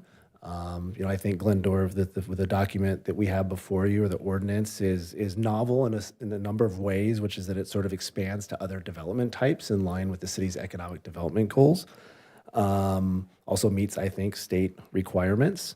And I mentioned this earlier. We, open it up to questions. We do have these a couple amendments here that we suggest to sort of would be in the one that goes to council in a couple weeks, that I hope unambiguously cover the feedback that we've received through the joint meetings. And also, I talked about some of the other changes that we've made as well in response to that. So thank you very much, and we're happy to answer any questions.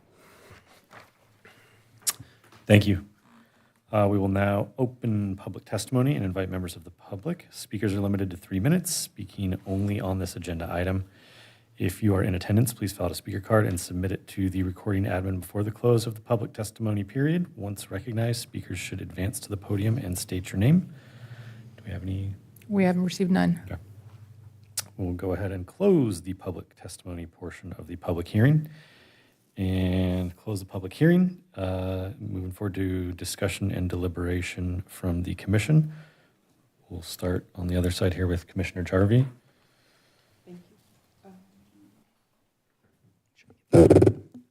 Thank you. I don't have any questions. I have the wood on the balconies. I just wanted to clarify that request came from a new state law that came about as a result of a balcony collapsing at a dorm or student housing. So anything that we can do to minimize the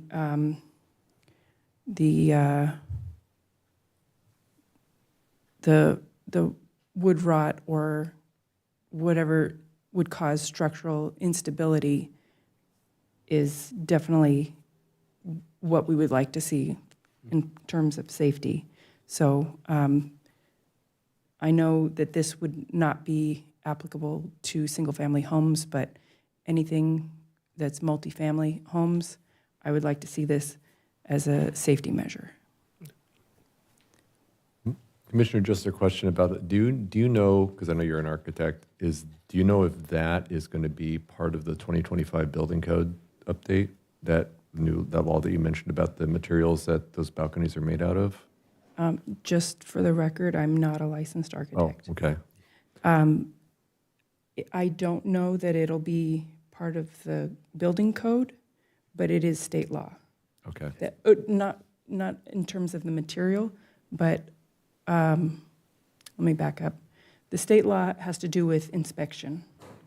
And so whatever we can do to add to the longevity of these balconies, I think was my intended goal, so that collapses wouldn't happen between inspections. Can I follow up? The wording that was presented to you tonight, the edits, does this capture some of what you're saying?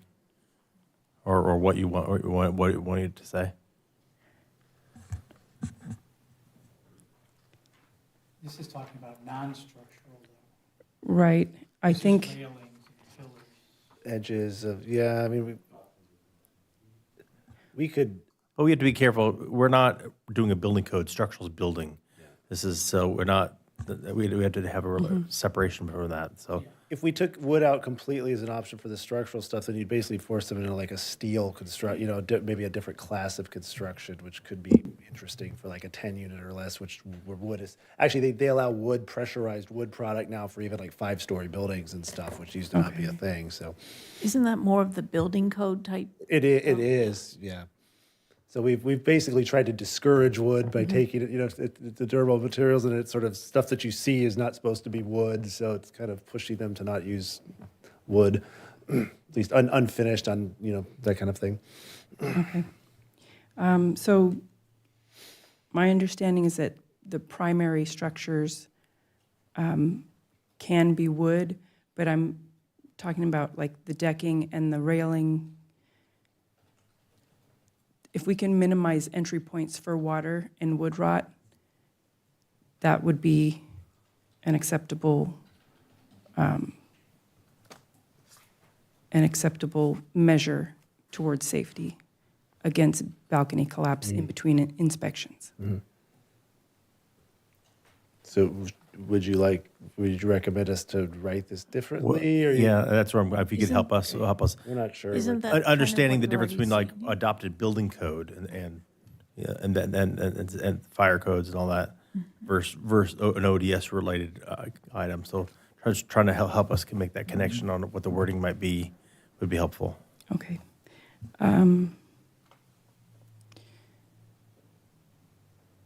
So because it's an objective design standard, we can't limit the style, but we can ask for certain materials, correct? We can ask for materials. We can prohibit, well, not so much ask, require and prohibit materials. I mean, the easiest thing to do is say wood is not allowed, but that might have some consequences that, Well, I don't want to Feasible. restrict against wood. you could say no wood planking or railing. Well, doesn't know that natural and or unfinished wood is prohibited, doesn't that kind of cover it? That was the idea, was that it would be treated or finished to be weatherproof, basically. Yeah, I'm kind of reading it somewhere. as that kind of covers it, We're not saying you can't use wood, we're saying you can't use natural or unfinished wood is prohibited. I mean, that's pretty clear. But I think you're trying to say that we don't want to use wood on structures that are more architectural in nature because they don't get maintained, right? So Yeah, and I if you think look that's at the what this is one, saying. yeah, so if you look at the one picture where you have a little balcony element, it's a little harder to maintain. If they want to build a balcony out of wood that will be maintained and have less points of failure, that's two different things, I think, from what we're kind of all talking about, right? We're not talking trying to about the replicate the building building code Yeah, here. if I could just You're talking maybe about the throw in building some, code. because it is a building code issue. ChatGPT is a wonderful thing. So while you're sitting here discussing it, I asked the question and actually, so the law, it's the California Balcony Inspection Law, I think that Commissioner Jarvie is recommending, which was SB Yeah. I've heard of that. 721. It said the law enacted following a fatal balcony collapse requires periodic inspections, typically every 6 years for apartments and 9 years for condominiums, for exterior elevated elements that rely on wood or wood-based products for structural support. So under the current law, those are required. And then in terms of materials, it is part of the International Building Code, the IBC, that there be the fire treated, the wood that has to be treated and fire resistant. So this appears to be part of what would be part of a city's building code. And I will say that the building code, these updates, if there are things like those laws that affect the building code. The building code is updated on 3-year cycles. So the 2025 update is going to be adopted before the end of this year and will go into effect. So the things like the laws, like the probably if there are inspections required under the balcony inspection law or updated structural standards for balconies based on safety issues, those typically are, and from what I can tell, would be incorporated into the building code for safety reasons. And not that we don't care about safety and planning, but It's got to be safe and look these safe. these are more aesthetic, you know. And the only thing I'd just caution on is some of the styles we have are traditional styles. So yes, there are wood products they can use out there. They can be painted, hardy board, all that kind of stuff. But if an architect wanted to choose that, I wouldn't want to limit them if they met the standards and could do structural stuff either. Because it's going to have to be inspected anyway on a routine basis now because of the law. Yeah. So Sounds like Who one of the most by famous a balcony licensed, I mean, I've already had the balcony on my condo has been inspected since that law was passed. They actually have people that are certified to do those, that are, I guess the state has certified or deemed. That's what I was going to ask. Who certifies it? The state, I the city, the I don't county? know. I don't think that's within the scope of us, but I know that there are people that are deemed as qualified to do that. Because I know my own condo complex has had an inspection just since that law was passed. And of course, everything's going to be inspected by the building inspectors here at the time of construction or being built. So there's also that part of it too. So Yeah. this Well, is sort of ongoing stuff and over time. When as it's it new, moves. it's good. When Yeah. it's old, it's rot. Yeah. So again, I will reference ChatGPT. Under the inspection requirements, a qualified professional must inspect it, can be a licensed architect, a licensed civil or structural engineer, a certified building inspector, a licensed contractor who holds an A, B, or C5 license and has at least 5 years' experience. So probably your inspection was arranged, it says condominium projects and HOAs. They can get licensed architects or engineers, so your HOA probably They hired. contracted with someone, I'm They sure. probably but- hired a structural engineer or an Right. architect to inspect it. But regarding who deemed them, as appropriate, I mean, I assume the state did. So anyway.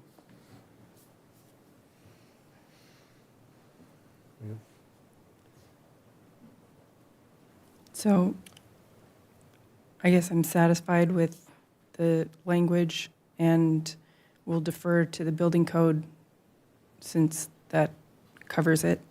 Okay. Yeah, what I read out of this is they're doing what they can, short of saying, don't use wood. I think they're trying to push people into non-wood products, highly treated products, more stable products, laminated products, whatever it takes. Weather resistant, that kind of thing. Weather-resistant products. Yeah. That'd be great. Trex or something. Anything else from you, Commissioner Davis? Oh, I have one question for you, Hans. So on the front page here, item number 2, top edge treatment. Oh, yeah. So wrapping the wall surface with the same material, e.g. roof tile, shall not constitute compliance. Did we just approve a project that this was applicable for?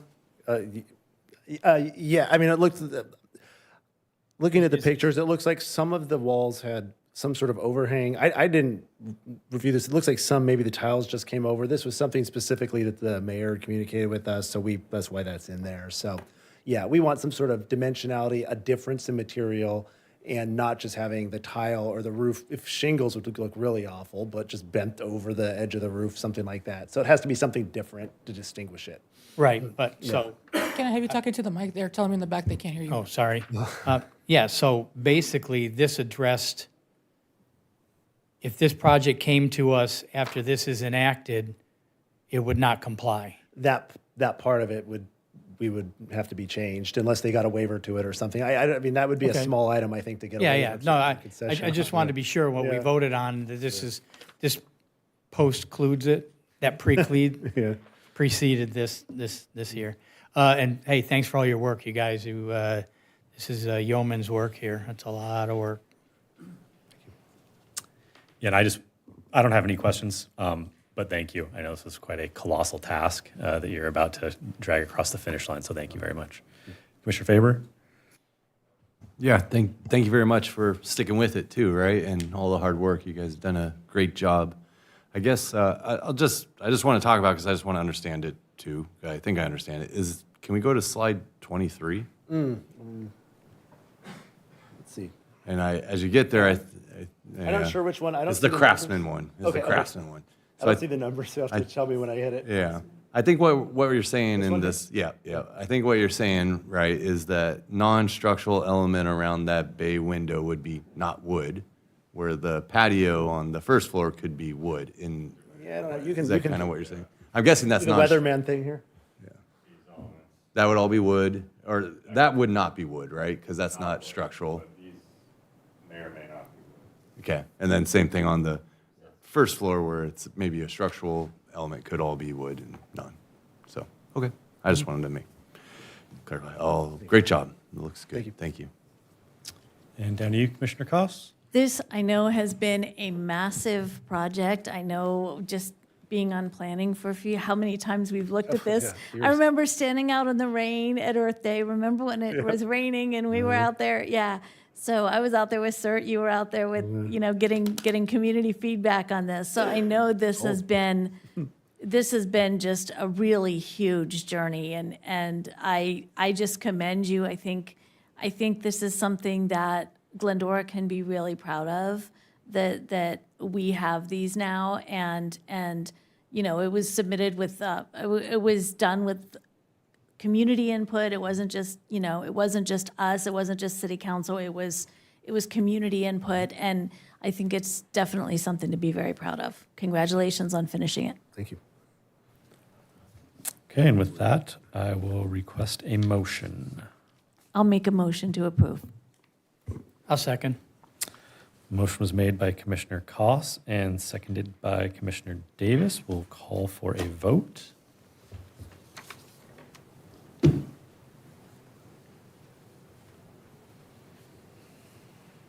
And the motion carries 5-0. The recommended action for the Planning Commission is to recommend to the City Council approval of the following. Find and determine that the ordinance is exempt from the California Environmental Quality Act, and adopt an ordinance entitled, an ordinance of the City Council amending Title 21 zoning of the Glendora Municipal Code to establish objective design standards and streamline existing regulations in alignment with the adopted housing element and state law, file number PLN 22-0042. Can I also ask you to please include with the amendments as discussed? So how would you like me to phrase that? Just As the amendments as prepared? as well as including the proposed amendments to the ODS ordinance as prepared? That suffice? Okay. Perfect. Moving forward, we are going to adopt an update to the general plan safety element. Let's see here. And we will now declare the public hearing open and invite Principal Planner Hans Friedel back to report.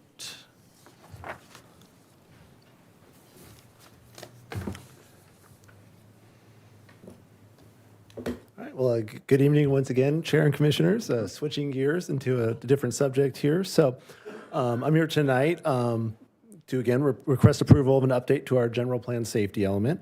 I am joined by our consultant on this project, Perry Banner of De Novo Planning Group, who's behind me. We'll be sharing the presentation on this item. So let me start with some background. So in California, just so we know, just to sort of set the stage here, a safety element is a required component of a city or county's general plan that outlines policies and goals to protect the community from the risks of natural and human-caused hazards, such as seismic, flooding, wildfires, landslides, hazardous materials, etc. The safety element's purpose is to integrate safety considerations into land use planning, reducing potential deaths, injuries, property damage, and the, economic dislocation caused by these hazards. And, we're all aware of this kind of stuff in Southern California. So in terms of background, cities must adopt a general plan So this is high level, a comprehensive vision for a community's growth, development, sustainability. And those include 8 mandatory elements, some optional ones too, but those are land use, circulation, housing, conservation, open space, noise, safety, and environmental justice. So on the environmental justice front, that's only mandatory for a jurisdiction with the designated disadvantaged communities census tracts under Senate Bill SB 1000. Those cities and counties must either adopt a specific EJ element or work it into the goals and objectives and policies throughout their general plan. So as of the last census, Glendora did not have any full census tracts that met that definition under CalEnviroScreen.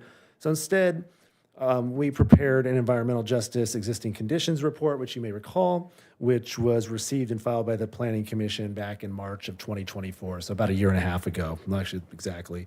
So in 2022, onto the safety element, the city adopted its 6th cycle housing element, covering the period of 2021 to 2029, and was subsequently certified. State law requires local governments to review and update their safety element concurrently with their housing element. Updates to address hazards such as wildfire, floods, and those things that I mentioned.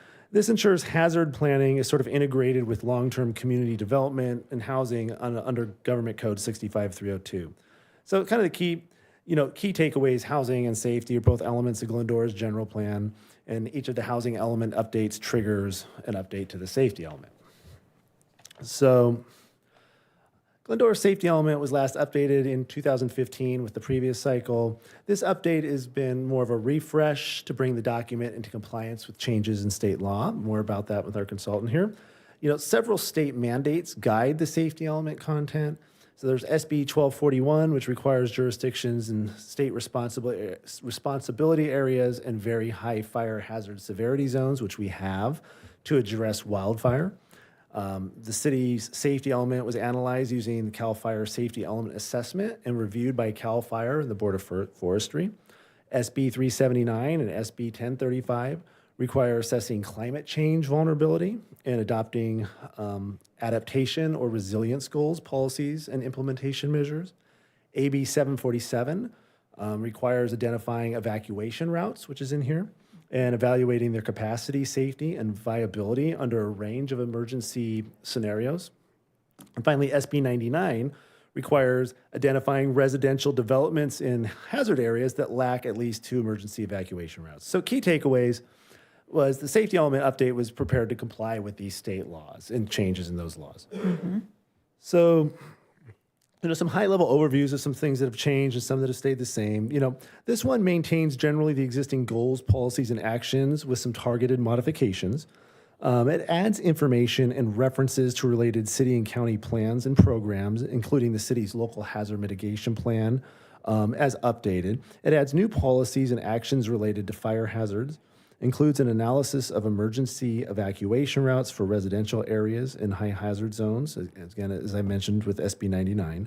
It adds some new policies and actions related to emergency preparedness, includes a climate vulnerability assessment, which is part of the packet, to identify why, where, when, and which resources in Glendora may be most at risk due to climate change, and adds new policies and actions on climate change and resiliency planning based on that assessment's findings. So, bear with me one moment here. So, some differences here. I want to mention this. The safety element, I mentioned it a few times, was run concurrently with a required update to our local hazard mitigation plan, or I might call it LHMP for short. That is being managed by the police department. Julie over there, sort of the project manager for that effort. There is overlap between these two documents. Adopting an LHMP also triggers a review of the safety element. So just as the housing element does, that does too. So given that these interrelationships, the city chose to run these in parallel to avoid sort of reopening the safety element as soon as that gets adopted again and just it's constantly being revised. So while states, that process took a little bit longer to get the local hazard mitigation plan certified by the state of California, just kind of like with the housing element, there's the level of scrutiny and the reviews just gets more and more with each sort of cycle with that stuff. But it finally got it. So it just got it, I think, a couple weeks ago, and Perry can give us the date on that. So these two things have been run substantially in parallel, and both have sort of informed each other. So there's, areas of overlap, but there was a committee for that, and so information from that, and the police have reviewed our safety element, et cetera. So here's a slide that just kind of talks about some of the differences. So the safety element identifies risks and vulnerabilities from natural and human-made disasters and other emergency events. The LHMP identifies local disaster hazards. Safety establishes strategies for creating a safer and more resilient city. And it also establishes goals, policies, and programs to reduce the short and long-term risks due to hazards from the natural and built environment. The LHMP, looks at the possibility of these hazards occurring, so like statistics and likelihood or lack thereof. It estimates potential costs, which is a little bit different, and identifies actions to mitigate disaster losses. So again, a little bit different. This is more the goals, policy stuff. That's getting into more specifics. So public engagement, both these went through a lot of public engagement, just like with the ODS. We used a multifaceted approach that overlapped. That include some dedicated space on the city's webpage, online survey once again. We went to Prepare Fair, or both Earth Days. We were at social media, focus group meetings for the local hazard mitigation plan, which also informed this. And again, updates to City Council and Planning Commission at various points. I mentioned a little bit of the interdepartmental and interagency review process is part of that engagement. Many of these goals and policies relate to things like police and fire services, et cetera, building code, public safety type categories. Through the process of creating the safety element in parallel with that local hazard mitigation plan, we had members of LA County Fire, PD, et cetera, working on that document, and some of that information went into this because they were run together. So I think I mentioned that. And, the safety element finally has to get reviewed by CAL FIRE and the Board of Forestry and Fire Protection. Our draft element was approved in December of 2024, so about 10 months ago. And one other thing that we've included in this resolution, which you'll be making a recommendation to council on, and this relates to the local hazard mitigation plan process, was the city needs to participate and adopt the most recent flood insurance rate map, or FEMA flood maps, what most people call them. And that was last updated in September of 2008, so 17 years ago. It's available online at the FEMA website. I'm not the city's floodplain administrator, that's Public Works does that, but participation in that program is required to receive FEMA money, et cetera, in the event of a disaster. So according to, we are participating, but it's an added layer. It was one of the state's comments for the local hazard mitigation plan when it got rejected the first time, was that we need to sort of better demonstrate how we're participating in that program. So we include, cities back in the day used to have paper maps, and people come in and see if something was on the flood map. Glendora doesn't have any development in a flood zone, but we still have to. So in this case, we're just adopting the map by reference that's now online. It's not a paper map, it's on the website. So currently, just a quick update on the local hazard mitigation plan, that's passed the state and is now in FEMA's review. So I think the government might be shut down, but it seems to be the case on the news these days. So I don't know where that is exactly, but it's passed the state of California and been approved. So with that, I'll hand it over to Perry to present some specifics on our draft plan and give you an overview of that.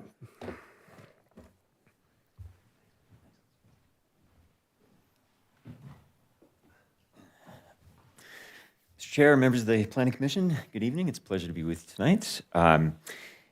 As Hans had indicated, the update that you have before you to the safety element was really a focused update, triggered by an update to the housing elements, and in response to a number of new state legislation over the past few years relating to wildfire, to emergency response in terms of an assessment of evacuation routes and an assessment of residential neighborhoods and their the access and ingress to, or ingress and egress to those residential neighborhoods. And then, of course, to the matter of climate change and resiliency planning. So although the so the safety element update really just focused primarily on those areas, although we did do kind of a refresh of the document. So we refreshed the mapping. You see some formatting change to the document. But again, it was really addressing those, that new state legislation. In particular, with regard to fire, and very timely in the sense of these maps that, the map that you see in front of you, for example, was really a new map created by CAL FIRE in March of this year, kind of on the heels of the Palisades fire and the Eaton fire. Previous to this map, and in fact, a map that we had in the earlier iteration of this document didn't even include South Hills as an area that was considered a high fire hazard area, or a very high fire hazard area. So so again, what you do have is really a kind of the most up-to-date as far as the requirements of CAL FIRE, the Board of Forestry are concerned. The thing that I want to do is just highlight, not go over these verbatim as far as the goals and policies that were included in the document. As Hans, again, had indicated, we took a lot of the existing goals and policies from the existing safety element, or sort of carried forward to this new version of the document. But we did have to do somewhat of a more elaborate update to the section of the safety element that pertained to wildfire. Hans mentioned that one of the things that we do is we used CAL FIRE and the Board of Forestry's safety element assessment form. Kind of provides a great checklist of things that need to be included in your safety element to really meet the requirements of what CAL FIRE and the Board of Forestry are looking for. That helps us shape what the goals and policies and the action items are going to be looking at, are going to look like. So I've included just a few, just to kind of highlight some of the things that we've done in response to SB 1241, for example, and CAL FIRE's checklist. For example, just ensuring that, that all these developments that are going to be proposed are going to be able to meet fire flow requirements. Fire flow refers to ensuring that there's adequate water pressure in the water distribution system to deal with fires. And as we know, that was one of the issues, for example, in the Palisades fire. So that has become a policy that is now incorporated into your safety element. Also ensuring that proposed developments in the very high fire hazard severity zones are going to have sufficient emergency vehicle access, and will be, and the policy goes on to say that you're going to coordinate with the LA County Fire Department and the Glendora Police Department to ensure that that's going to be the case. We'll also make sure that do development that's in those very high fire hazard severity zones or adjacent to those zones, that they're not vulnerable to fire or that they're not a potential fire source. As well, when it comes to existing development that might be in the very high fire hazard severity zones, to the extent feasible at least, having a look at those developments and seeing if they can come into compliance with contemporary fire safety standards, including road safety standards and vegetative hazard standards.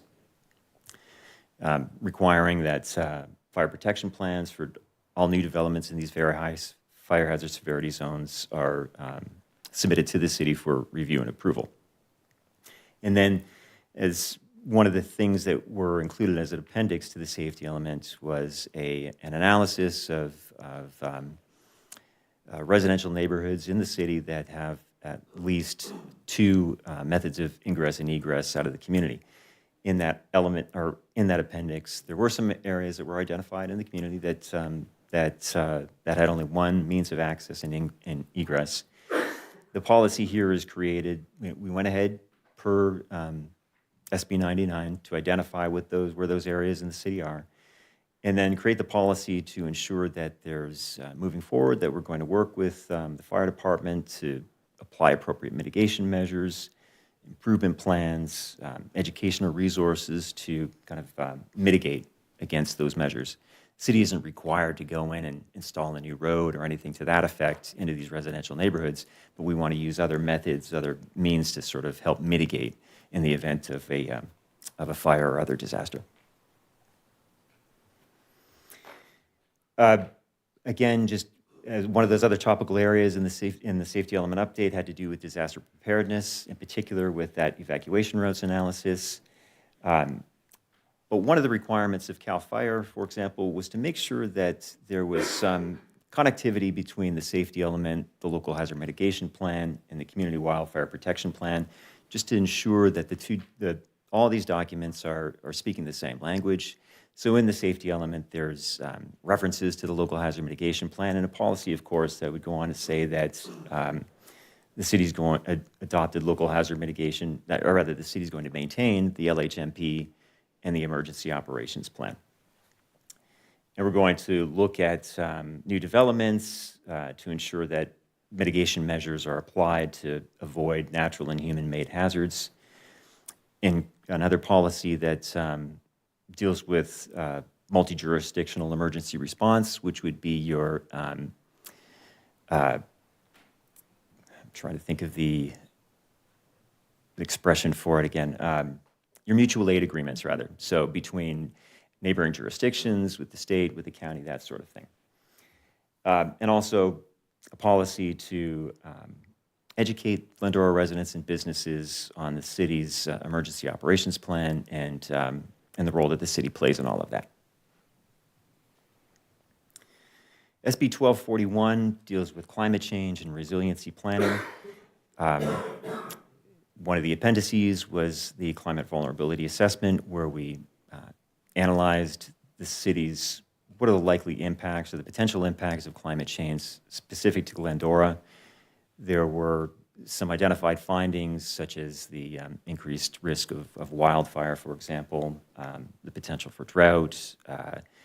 So those were identified, they're included in the safety element. And then, of course, we built goals and policies around those findings. One of the, I think, the key things to do when it comes to climate change and resiliency planning is to just ensure that this is not just a local problem, but it's a regional problem, so that there should be some effort to collaborate with local, regional, state jurisdictions on responses to climate resiliency and adaptation strategies.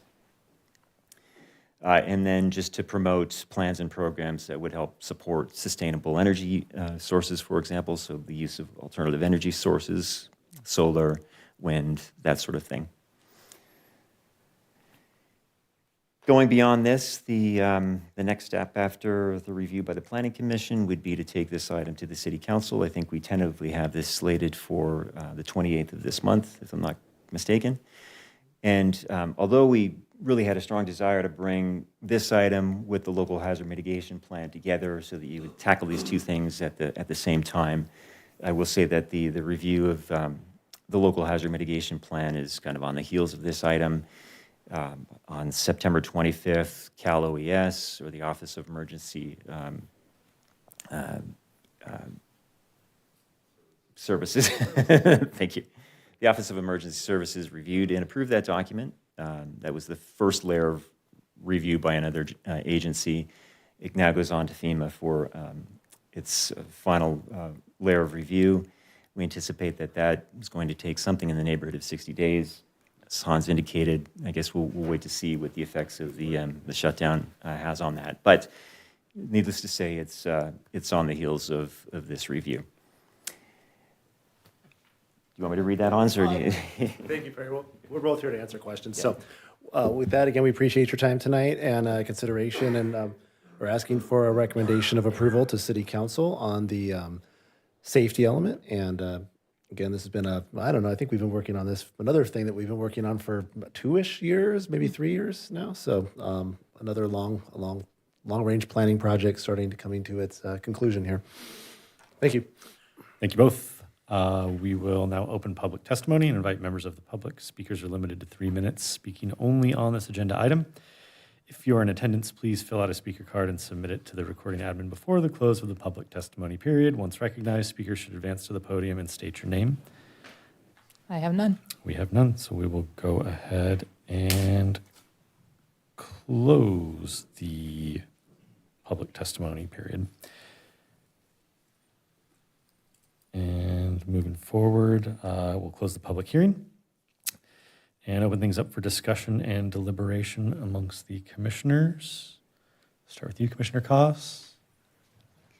Well, you know, I'm a member of Glendora's Community Emergency Response Team, and, you know, disaster preparedness is near and dear to my heart, so I really like this. I guess it looks wonderful. I'm glad it's already, you know, been approved. My only questions, you talked about outreach to local business and communities. What is that? Does the city have a plan for that? Other than, I know we're going to do like more prepare fairs, I would assume. Well, some of this is going to, and Jeff may jump in on this. I mean, some of these things, and we've talked about this. I mean, many of these goals and policies in here are obviously sort of interdepartmental to city, right? They, as you mentioned, serving on that group that they impact police. And then we have LA County Fire, which has its own public information wing and stuff. So, you know, things we do, we can, you know, the city can use does use the webpage and social media to reach out. We do participate in various community events. So, you know, Prepare Fair is one. Earth Day always has booths on, you know, fire stuff too, like, you know, clearing fuels and defensible space and all those kinds of best practice. I mean, we're really focused on fire here, but there's lots of other things involved with this too, even like crime prevention through environmental design or developing stuff near transit and looking at sort of areas of concealment, things like that. So there's a whole bunch of stuff. But yeah, so those are some things I can kind of speak to as our community events and then our webpage and social media presence. As far as specific things, I know the police do things. LA County Fire does stuff as well. And building code, building might do things at the Earth Day too. Yeah, no, I think Hans has covered all of it primarily at least for the Community Development Department and Development Services. You know, this is a tool that we use when we're implementing new development. And of course, the major hazards here are fires, number one, and earthquakes are number two. And earthquakes, yeah. In terms of natural hazards.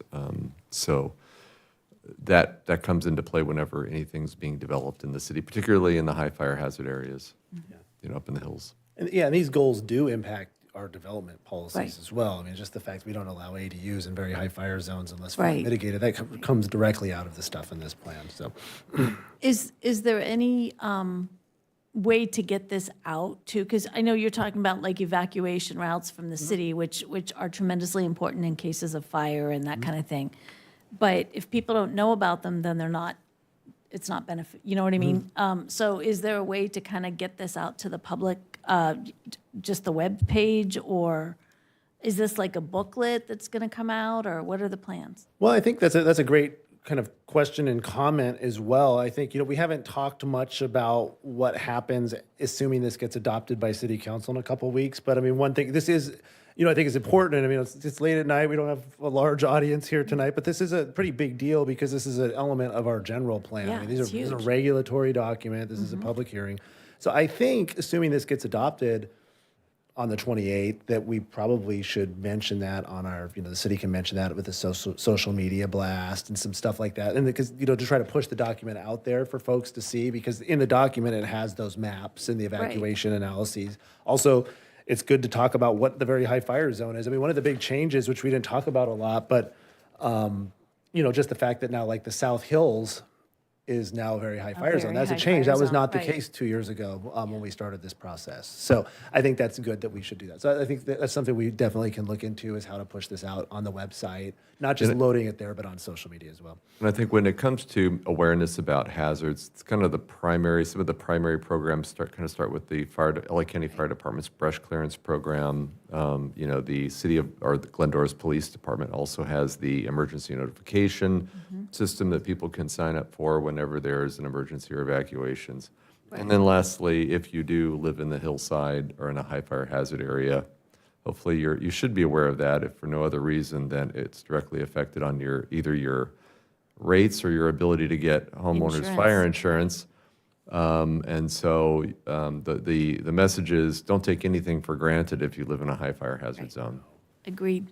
And they got very good on the text too for the earthquakes. I'm getting texts about 3 seconds before the earthquake happens, so you have a little bit of time. That's another program too. I think last time I got like maybe 2 seconds of it's pretty warning. fast. It was like, oh, thanks, you know. But yeah, I think this is great. And as somebody that, you know, community safety and especially emergency disaster preparedness is dear to my heart, I think this is wonderful, but getting it out there to the public is really huge. So I appreciate all the work that you've done. Thank you.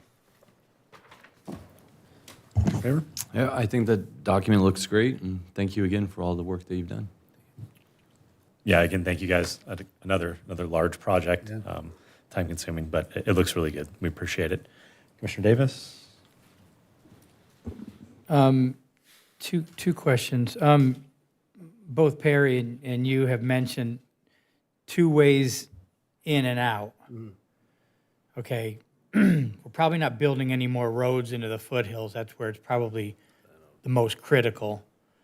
But there are a lot of roads that dead end up into the hills, Morgan Ranch and Gordon Highlands and My Street, for crying out loud. How are those going to be dealt with? I don't, is this only for new construction or is this existing? No, they're identified in the Yeah, plan. we know about The that. purpose of it was to identify those areas that are only one way in and one way out. Okay. So But for- that's the public education part of it too, is you know that you live in a place where you have one point in and out, so it's extra, you have to be extra aware. And it's Yeah. also good for our first responders to know that stuff as well, so, and they do. Yeah, that's why I have a 2-inch water line throughout my property Sure, with 200 feet of fire hose. Yeah. Which the fire department used exclusively during the Colby fire when it came over that way. They camped in my yard for a week, used my water to fight the fire. And it's noted on fire maps, too. And my last question is, I didn't realize we had a volunteer fire company. I noticed that as well. The last It's in the slide showed with a the fire volunteer truck. fire. I don't know what that was. Not that Glendora it really is Volunteer Fire Company. Oh, anything to right, do it with our- does. Is that, do we not? Oh, yeah, we don't have a volunteer fire Yeah, that department. may be a typo. Yep, I'll take there it it. is. It's- right there, it's- we Glendora have, Volunteer Where- Fire where Company. did I? Oh, It's on the photo. Oh, Yeah. that's an old, yeah. It must be an old picture then. I didn't know We don't have a ever had Glendora. one. I don't I've been think we here ever Well, did. we don't have a 30 Glen, years. we were actually just looking at a history of Glendora thing. That's actually not that, it doesn't look like that. No, old of a it's not picture. that old. I was No. wondering where you saw that. You're Not talking that about old picture. of a picture. We have LA County Fire now, so at some Right. point we don't have Glendora Fire anymore. But You have a the lot ne- of for the next 100 years, we have Glendora. you have a lot of volunteers, though. That's all. Commissioner Jarvie? Thank you. So can you clarify something in the beginning? You said that none of Glendora's census tracts in environmental justice zones, but the city conducted its own climate vulnerability assessment. Is that right? Those different things. So the first thing was on the environmental justice element. So one of California's 8 required general plan elements, they're just chapters of the general plan. Chapters is environmental justice. That applies to cities that have what's called this. So there's this mapping tool called Cal EnviroScreen. It looks at a number of factors like socioeconomic stuff, environmental, air quality. It's all kinds of different things. And if you're in a census tract that it identifies, the state does, as a disadvantaged community census, they call them DACs, DAC. And Perry can jump in if I'm misspeaking here on this. If you have a whole census tract, and a census tract is a certain, maybe I should define what that is, but the census has geographic areas with so many folks that live in them, going all the way down to like a block, which is just like a couple of houses. And so the tract's a pretty big area of a city. So we have a few census tracts in Glendora. We don't have any that meet that definition. So therefore, we're not required by the state of California until we do, if we do at some point, to have an environmental justice chapter or element of the general plan. So what we did instead, we did want to look at it in terms of informing both this effort, local hazard mitigation plan, but also informing the future general plan update that we talk about. So that's a big thing. We've talked about that at the joint meetings and stuff like that. Coming in the next 3 to 5 years, we'll be updating our general plan. It's good to understand while we don't have census tracts that meet the definition of disadvantaged communities, we certainly have census block groups in smaller areas that do. And so understanding, part of this process was we wanted to understand where some of those were in the city, and those will help us plan for their needs in the future with the general plan. So what was done, and I think it was last year, March, I think it was March is what I had said, we basically did an environmental justice existing conditions study, and that was received and filed by the Planning Commission. And that's on the website. And so Okay. that's different. Now, the climate vulnerability assessment, and I know Perry wants to talk about that a little bit more in detail. That's another like addendum to the Glendora safety element. That's a separate thing than the environmental justice Okay. study, which was not part of this packet that was on the website already done. Okay, so the environmental justice study that came out of general funds, who pays for that study? We pay And for how it. much was it?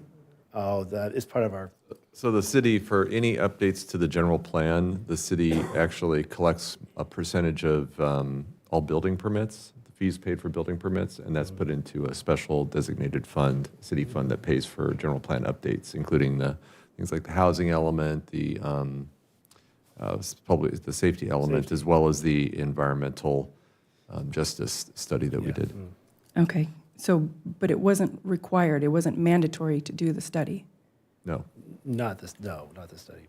Right. But we had to look at it to know that we didn't have to do a No. full element. It's a mandatory element now in state law, but the city doesn't have any areas that currently meet the thresholds to prepare a social justice or an environmental justice element. That's why we studied it. Okay, so the study is to determine that you don't need to do the element? No, it was simply, we already know that we don't, but the purpose of the study was to establish a baseline. Part of the reason we did that was, one, just so we have some, data right now, information on what the baseline is in the city for environmental justice reasons. And also, whenever the city, particularly when we apply for grants for housing or for things for planning, a lot of those applications, particularly if they're state-funded or other public agency-funded, will ask for information about communities that are, let's say, have poor housing conditions or live next to a freeway where you have very low, so you get to score higher on those. So when we were able to identify those areas, we also used it as a strategy. We needed some information when we were applying for grants to establish a baseline for environmental justice in the community. Same with park grants now too. Pretty much Yeah. every grant available to the city, park grants for improving parks, like the mountain bike park. So they're always going to ask if there's disadvantaged communities or populations and how it serves them. And so if you don't know that stuff, I've done a lot of grant writing in my career, and if you don't have that data or know that stuff, it's really hard to be competitive hard and to- get that yeah. money. Especially when there's deadlines and stuff like that as well. So thank you, Jeff. That's a great point. That was one of the other reasons that we did it. Okay. So thank you for that clarification. On the evacuation routes, I don't know if there was a slide on that in this presentation, but with our severe, well, this one doesn't necessarily have the evacuation routes, but No, it's in the plan, but not. in the yeah, packet, Yeah. there was one. So considering that we have the entire length of the foothills as a high-severity zone, and embers can travel a mile, I don't see why our whole city isn't considered severe, because if you look at the Eaton fire, Altadena was not in a high fire zone. Right.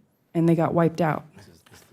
And if we're just basing it on these areas, I think it's short-sighted. Thank you. Isn't there a set criteria for what's considered a high fire zone as opposed to a very high fire? Yeah, zone? I think that's an astute question, and I think it's an interesting question, interesting conversation piece. As some of these fires burned areas that have, Never I think surprised a lot of people how close they came down to like the 210. Right. So a couple of things. So the map that you're talking about is in the plan. It's just not on the slides. On the PowerPoint here, we have I'm looking over my shoulder here, the very high fire severity zones. So those are something that's not produced by the city. Those come from the state, and those are updated every about 10 years. And so this current one was just updated this year, so this is very recent. They look at, again, it's CAL FIRE. They look at a variety of things. and they've been expanded. This is bigger than it used to be. I mean, I think the big one that jumps out to us is the South Hills thing. Was not that wasn't even in the previous map. It's a very high fire hazard severity zone, but even along the foothills, it's come down.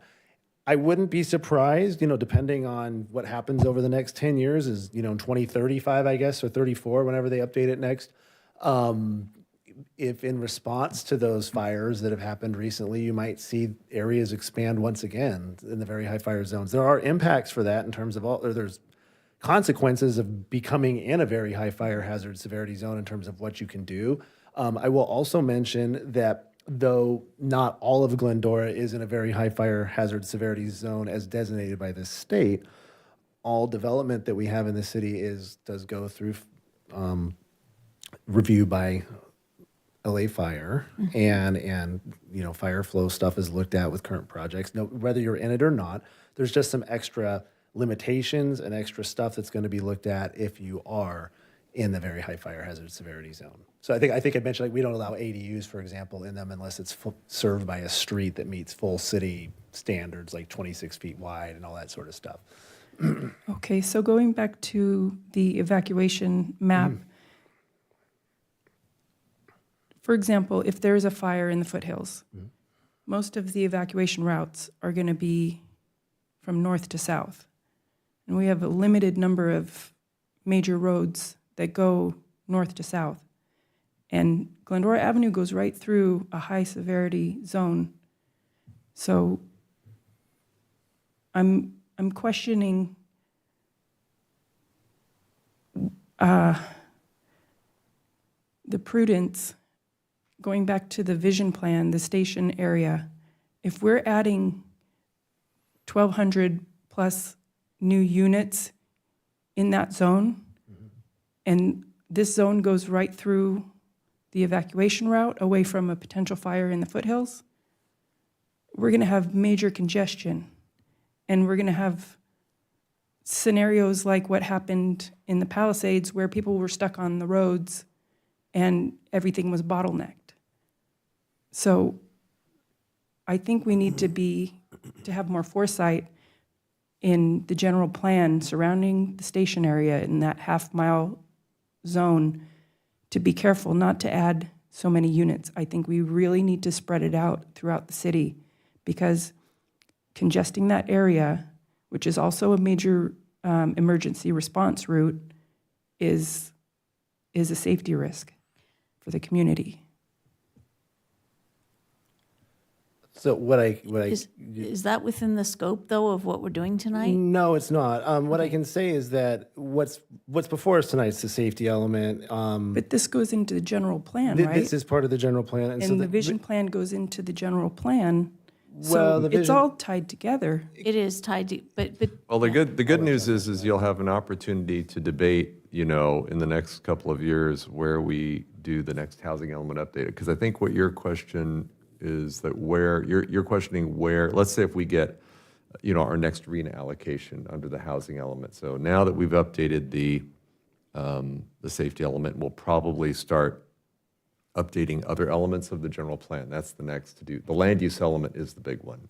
Land use and circulation. Those are the two that I think also relate to what you're talking about. And then, egress and ingress. right. And, So yeah. if the question is how and where the city plans for housing relative to evacuation routes, for example, I think that's the question. We're in the next, right now, the cities, we have an adopted housing element. The council has decided, where those units are going to go. And the general plan, the housing element is set, at least until the next time we update it in 2028 is probably when we'll start doing it. At that time, that's the time to, when, let's say we get another RENA number, let's say it's another 2,000 or 3,000 units we have to plan for. Could be only 300, but let's say, then we have to figure out, where, if not, that'll be a tough discussion, in the future, particularly if, I think, if California has a lot of hazards. Fire is our greatest hazard. It's mostly focused on the hills, and at least large fires. I think that would probably be the time that we'd have that that type of policy conversation on where to put housing. Okay, but I What want I to. can say is that almost all the north-south, the major east-west arteries. I would say it's pretty clear we probably should not put more housing in the hillside. If safety is a concern, there should be no more housing in the high fire hazard zones other than what we have, for sure. Also, we need to consider that at the rate that we're going with climate change, et cetera, it's probably not too long before a good portion of Glendora is considered a high fire zone. Could And so happen. I think we need to, I mean, at the rate in which, you know, we're seeing drought, et cetera, et cetera. And so that's, I mean, obviously that's beyond the scope of tonight, but that's something that we want to think about for our future too. It's going to be more than just Yeah. this. It's going to be a good percentage of the city.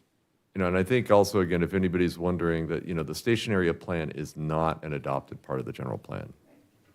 It's a sort of separate separate study of the area, but it's not a part of the general But plan. it will recommend zoning changes that would increase density. Well, again, so if there are changes in policy, either the general plan or the zoning code, then those things would come to this body first before going to the council. So the planning commission would play a role in any land use decisions that come out of the station area plan. Okay, And this is not, so right now, the general plan, the housing element is the adopted policy of the city. That's official. And the state has approved that. The state has approved this plan. The reason that, in part, I think, the state required that an update of this element is triggered by your update to the house. That's what triggered this, right? So the city in 2022 adopted its housing element. And we did plan for, actually, even in the housing element, it plans for the most density along the corridors, focuses a little bit around the station area. So the council adopted that. And then out of that, the state says, hey, you have to update your safety element. I think part of it's a matter of convenience because the housing element is the only element that the city has to update on a particular cycle. We can, but also you're right, it does relate to planning for housing and development in the community, the safety element. So, but if any future changes in zoning or general plan adoptions, amendments to the general plan, if that comes up when we do that, that will definitely come to the commission for your consideration before it goes to council. and then we would update the The next time we safety element the next time based we on- the next time we update the housing element, so sometime after 2029, we will be looking at this document again. Okay.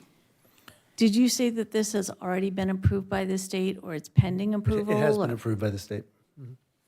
Okay, so it's been approved by the state, so now it's just coming to us and city council. That's correct. Okay.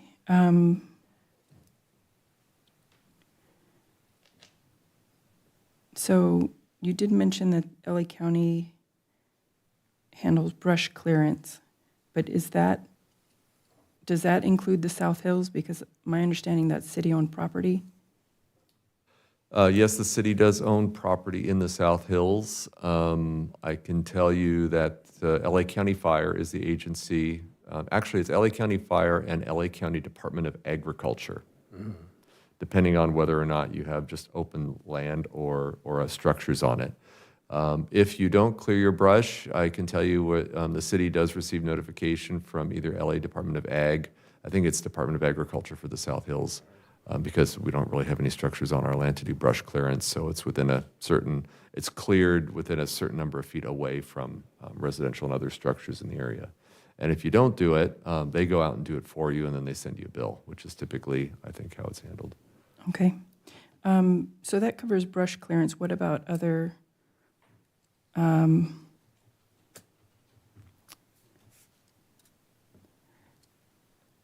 items that are collected in the hills? For example, right now, there is a tent up in the South Hills, and if we're going to get a lot more unhoused people living up in the hills, if they start fires for keeping themselves warm in the winter or cooking, that is going to contribute to the risk of a man-made disaster. What is the policy to clear out homeless encampments? So I'm not really well-versed enough in the city's homeless programs, but I do know that, through the Recreation and Human Services Department, there is outreach. And I know that the South Hills is one of those areas and around the 210 where that's an acute area for homeless encampments. I know GPD does a lot with that too. They have programs where they go in and they work with the homeless people. And The city has done cleanups of that area. in the Yeah. And they past. have done cleanups, but I think at the level of detail is like how frequently and the extent of what we can do within what's allowed under the law and court decisions. I'm not as versed on that type of issue as it relates to dealing Is- with homeless populations. Is that part of this I don't plan want to as speak well? out of my expertise. It's part of the safety element. Is that part of, Hans, is that part of the safety element here as well? Yes, it is. It's in the introduction even. Yeah, and there's also sections about working with the community to report issues that they see. Okay. and I'm kind of looking through some of these different policies here, which again, many of them have not changed. The ones that have are like the bold ones. But yeah, there's I think it falls squarely under human-made. Yes, yeah, the I agree. humane stuff. and Human, there's definitely a human-made. number of things in here. Yeah. But So if, in the Community report, it also mentions crime prevention and police policy. So it's definitely part of the scope of what we're discussing tonight. And I want to make sure that with the increase in homeless coming off the metro, we're not going to have a tent city in our hills that has a high fire zone. And we're building a bike park up in this South Hills as well. They will be using the restrooms, or in some cases abusing the restrooms. Yeah, I think, the safety element pulls together a lot of information from different city departments. And so there is a lot of information from the police department and on how they do and enforce things. I just don't, while this information is pulled together, I just don't feel like we in the community development department are, to answer the level of detailed questions that you're asking, we're just don't have that When this knowledge. goes to the city council, though, the members of the staff will be at that council meeting and can answer Yeah, those questions. We're at not the that time. enforcement that's wing of the probably a not good law GPD enforcement. question. Yeah, we'll have we'll make sure there's somebody from the police department, actually from Parks and Human Services, as well as the Public Works Department. Okay. So that'll happen at the city council meeting? Yep. And can we approve this conditionally, that those items are discussed and addressed? You're providing a recommendation, you're not approving the body, so you're just providing your recommendation. Okay.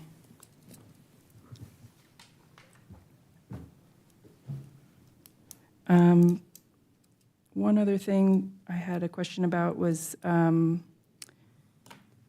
the section 15.9 about alternative energy, I think it was.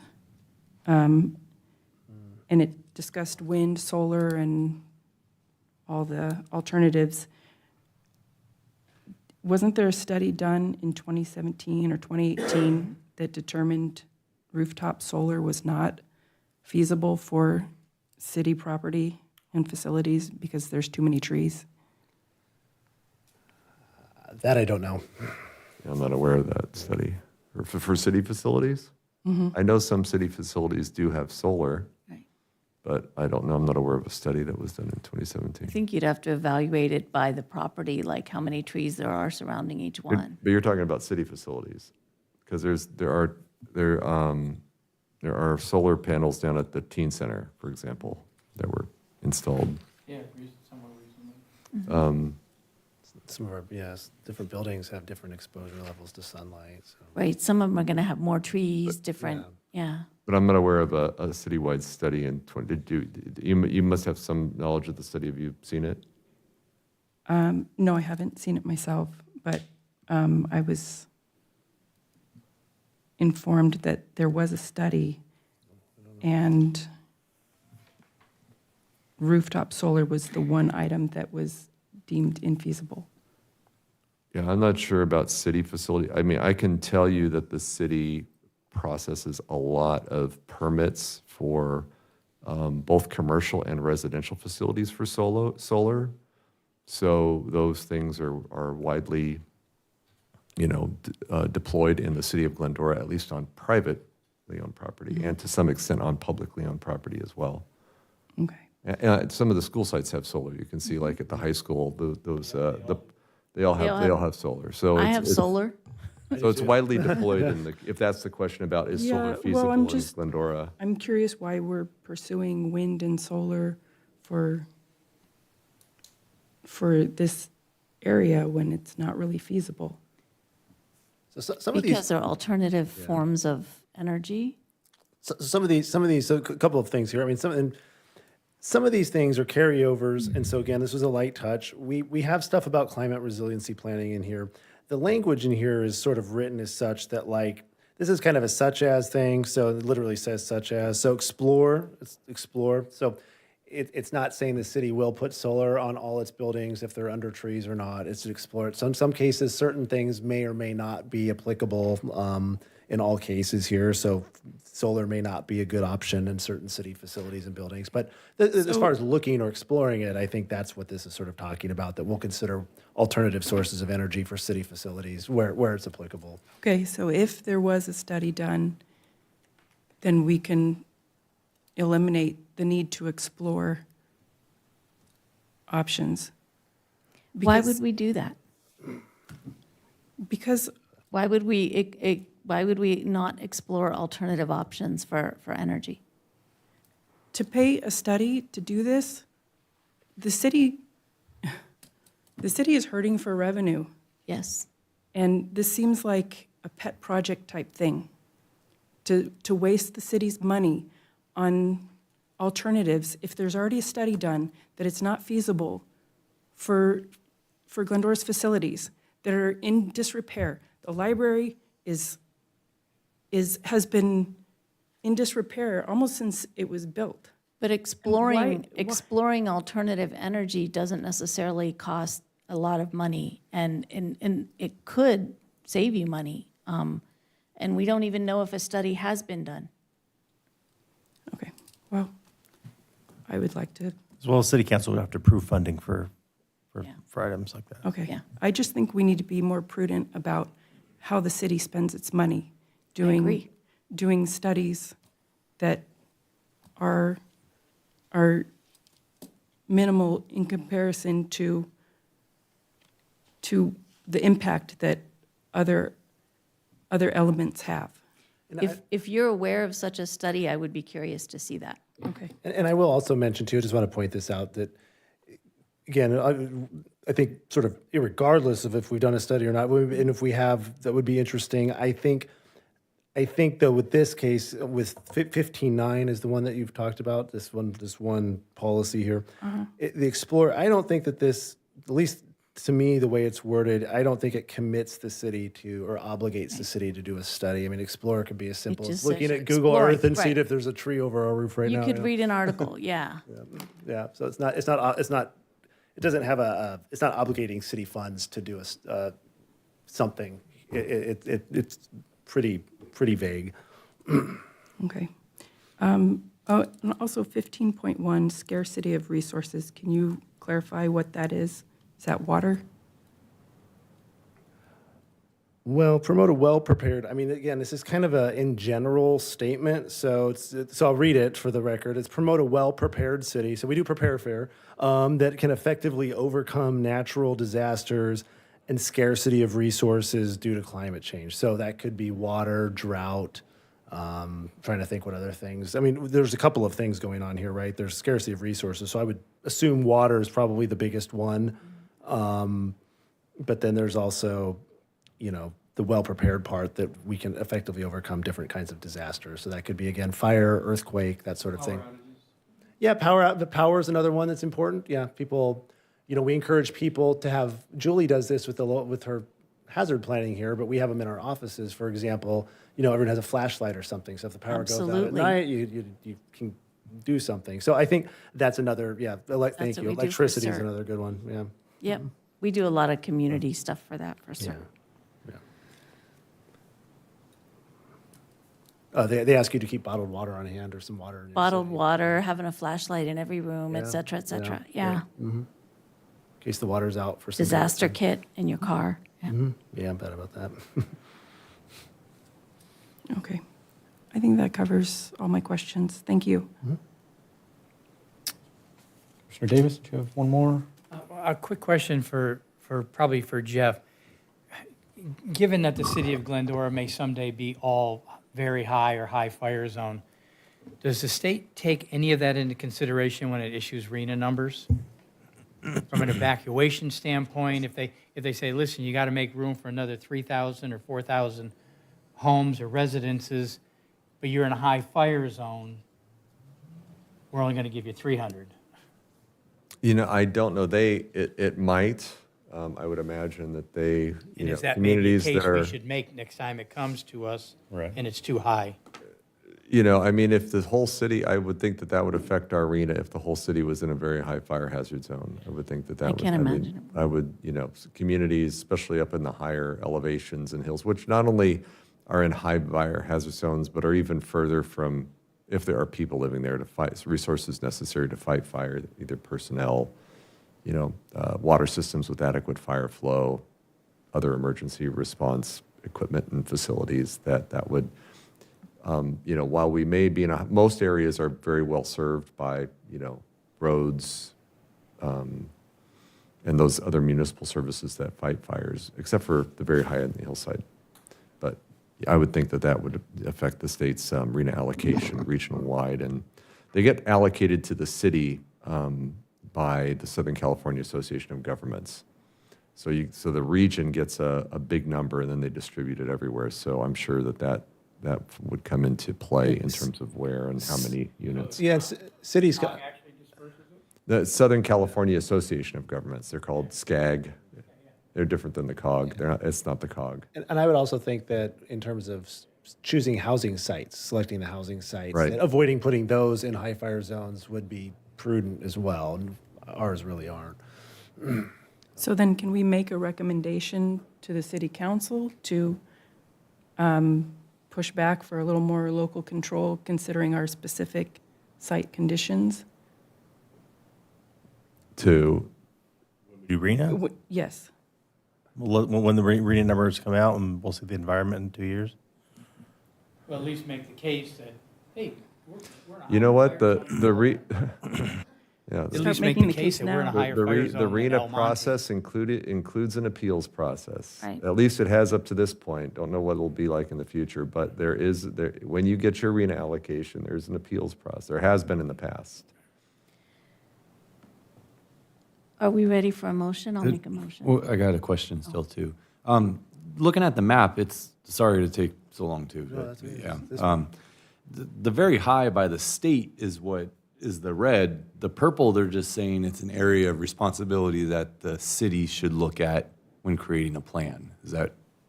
No. It's actually both. Yeah, it has to do with who has jurisdiction with regard to fighting the fire. Yeah. So there's still, the purple and the red are still considered very high fire hazard severity zones. It's just a matter of jurisdiction. So I guess my question, because I think some of those RENA numbers or some of those thoughts that you're talking about, the other flip side of it is if these areas are very high fire zones, they can no longer get insured through California, and then you're going to have insurance problems. And if you start doing that throughout the city, then you're going to have an uninsurable city. You have other problems that you could create. So I guess back to my question, in this purple area, when we say it's a very high city responsibility, it's not that line where the state's calling it a high fire uninsurable property. Is that the understanding? Or I don't know if you'd even know or not, but take a guess at the question. I'm not sure when it comes to, drawing some line Sure. about whether it's insurable or not insurable. All I can tell you is that, And for the maps, they're just identifying where is a high fire hazard severity zone or very high fire hazard severity zone, and then color coding it based on either the state is going to have jurisdiction over the fire, or whether, the local jurisdiction is going to have jurisdiction over the fire. What I'll also add to that is, thank you, Corey. So there's a couple of different, and I'm the colorblind guy, probably not the best guy for this, but the sort of purple, what looks to me to be purple, and the South Hills, and then the darker area on the hills there. Those on the maps that we look at, as far as at the counter with folks, are all going to be red because it's all in the very high fire hazard severity zone. So again, as Perry said, that probably does have implications on your ability to get fire insurance. It's going to be expensive, but I don't think the state's saying it's uninsurable, but it may make it uninsurable. Yeah, I so think it has that impact. Yeah, I think their decision. I think what happens is if the state calls it a very high fire zone, the state of California is what regulates the insurance in California. So once they deem it as bad, all the companies won't go towards it. Charge a lot. It's Companies, if they lose a lot. they just won't insure. Right, I if mean, they I've had lose a this lot, happen to yeah. myself on a property, so Yeah.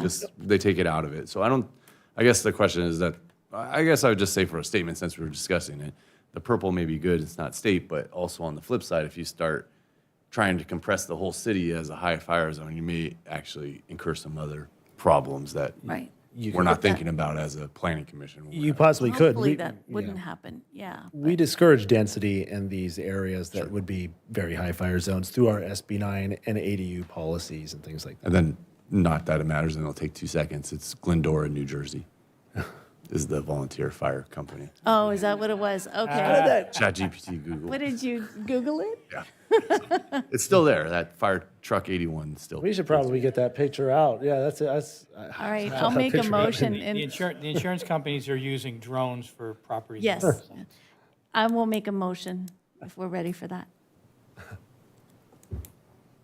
Second. All right, we have a motion made by Commissioner Koss and seconded by Commissioner Faber. We will call for a vote.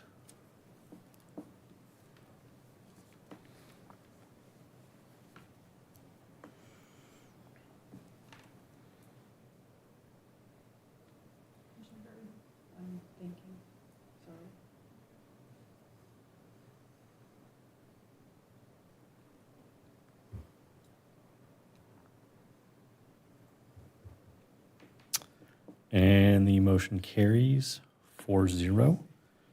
Recommended the City Council approval of the following. Find and determine that the safety element update is exempt from the California Environmental Quality Act, and adopt a City Council resolution entitled "A Resolution of the City Council Approving a General Plan Amendment to Adopt the Amended Safety Element, Incorporating the Most Recent FEMA Flood Insurance Rate Map." And Commissioner Jarvie, if you could, just because I think we need to clarify the reason, the conflict you may have had to abstain from the vote. Usually if an abstention to abstain means you had some sort of conflict in voting versus if you just voted no. Or is she able to change it to no, if that would be more applicable? Maybe we can help. Yes, typically an abstention is if you have a conflict. Like a Yeah, so conflict of if you- interest, you mean? Conflict of interest. I see. Okay, then I would change it to no. For the record, I will change that to no. Thank you. You're welcome. Okay, moving to item number 5. Item on the consent calendar will be enacted by one motion without individual discussion unless a commissioner has requested it be removed for separate discussion. Does anyone wish to comment on item number 5? I was here for one, not here for the other. How should I vote? If you were in here, then you will not be voting for it. You won't be participating in it. Okay, I was here for the September 2nd meeting, but I was not at the joint meeting. Then we can do two separate ones then. So we'll start with the first one with, I believe it's the Okay. July one. And for that one, you will not participate. And sorry, just for clarification, you also didn't review the recording, you didn't review the minutes? Because if you did, then you could. No, not of the joint session, no. Okay. I watched maybe an hour of the video, but the meeting was damn near 3 hours long, wasn't it? Yeah. Yeah, then I would separate it and just, Okay, so we'll vote first on the August 28th special joint meeting. So we have, who would like to motion? I'll make a motion. Second? I'll second. Can I do that? We have a motion made by Commissioner Koss, seconded by Commissioner Cremens. We'll call for a vote. So do I recuse or abstain? Abstain. Perfect. Motion carries 4-0. Now the approval for the September 2nd meeting. And now do we have a motion? I make a motion to approve. I'll second. Motioned by Commissioner Davis, seconded by Commissioner Koss. Call for a vote.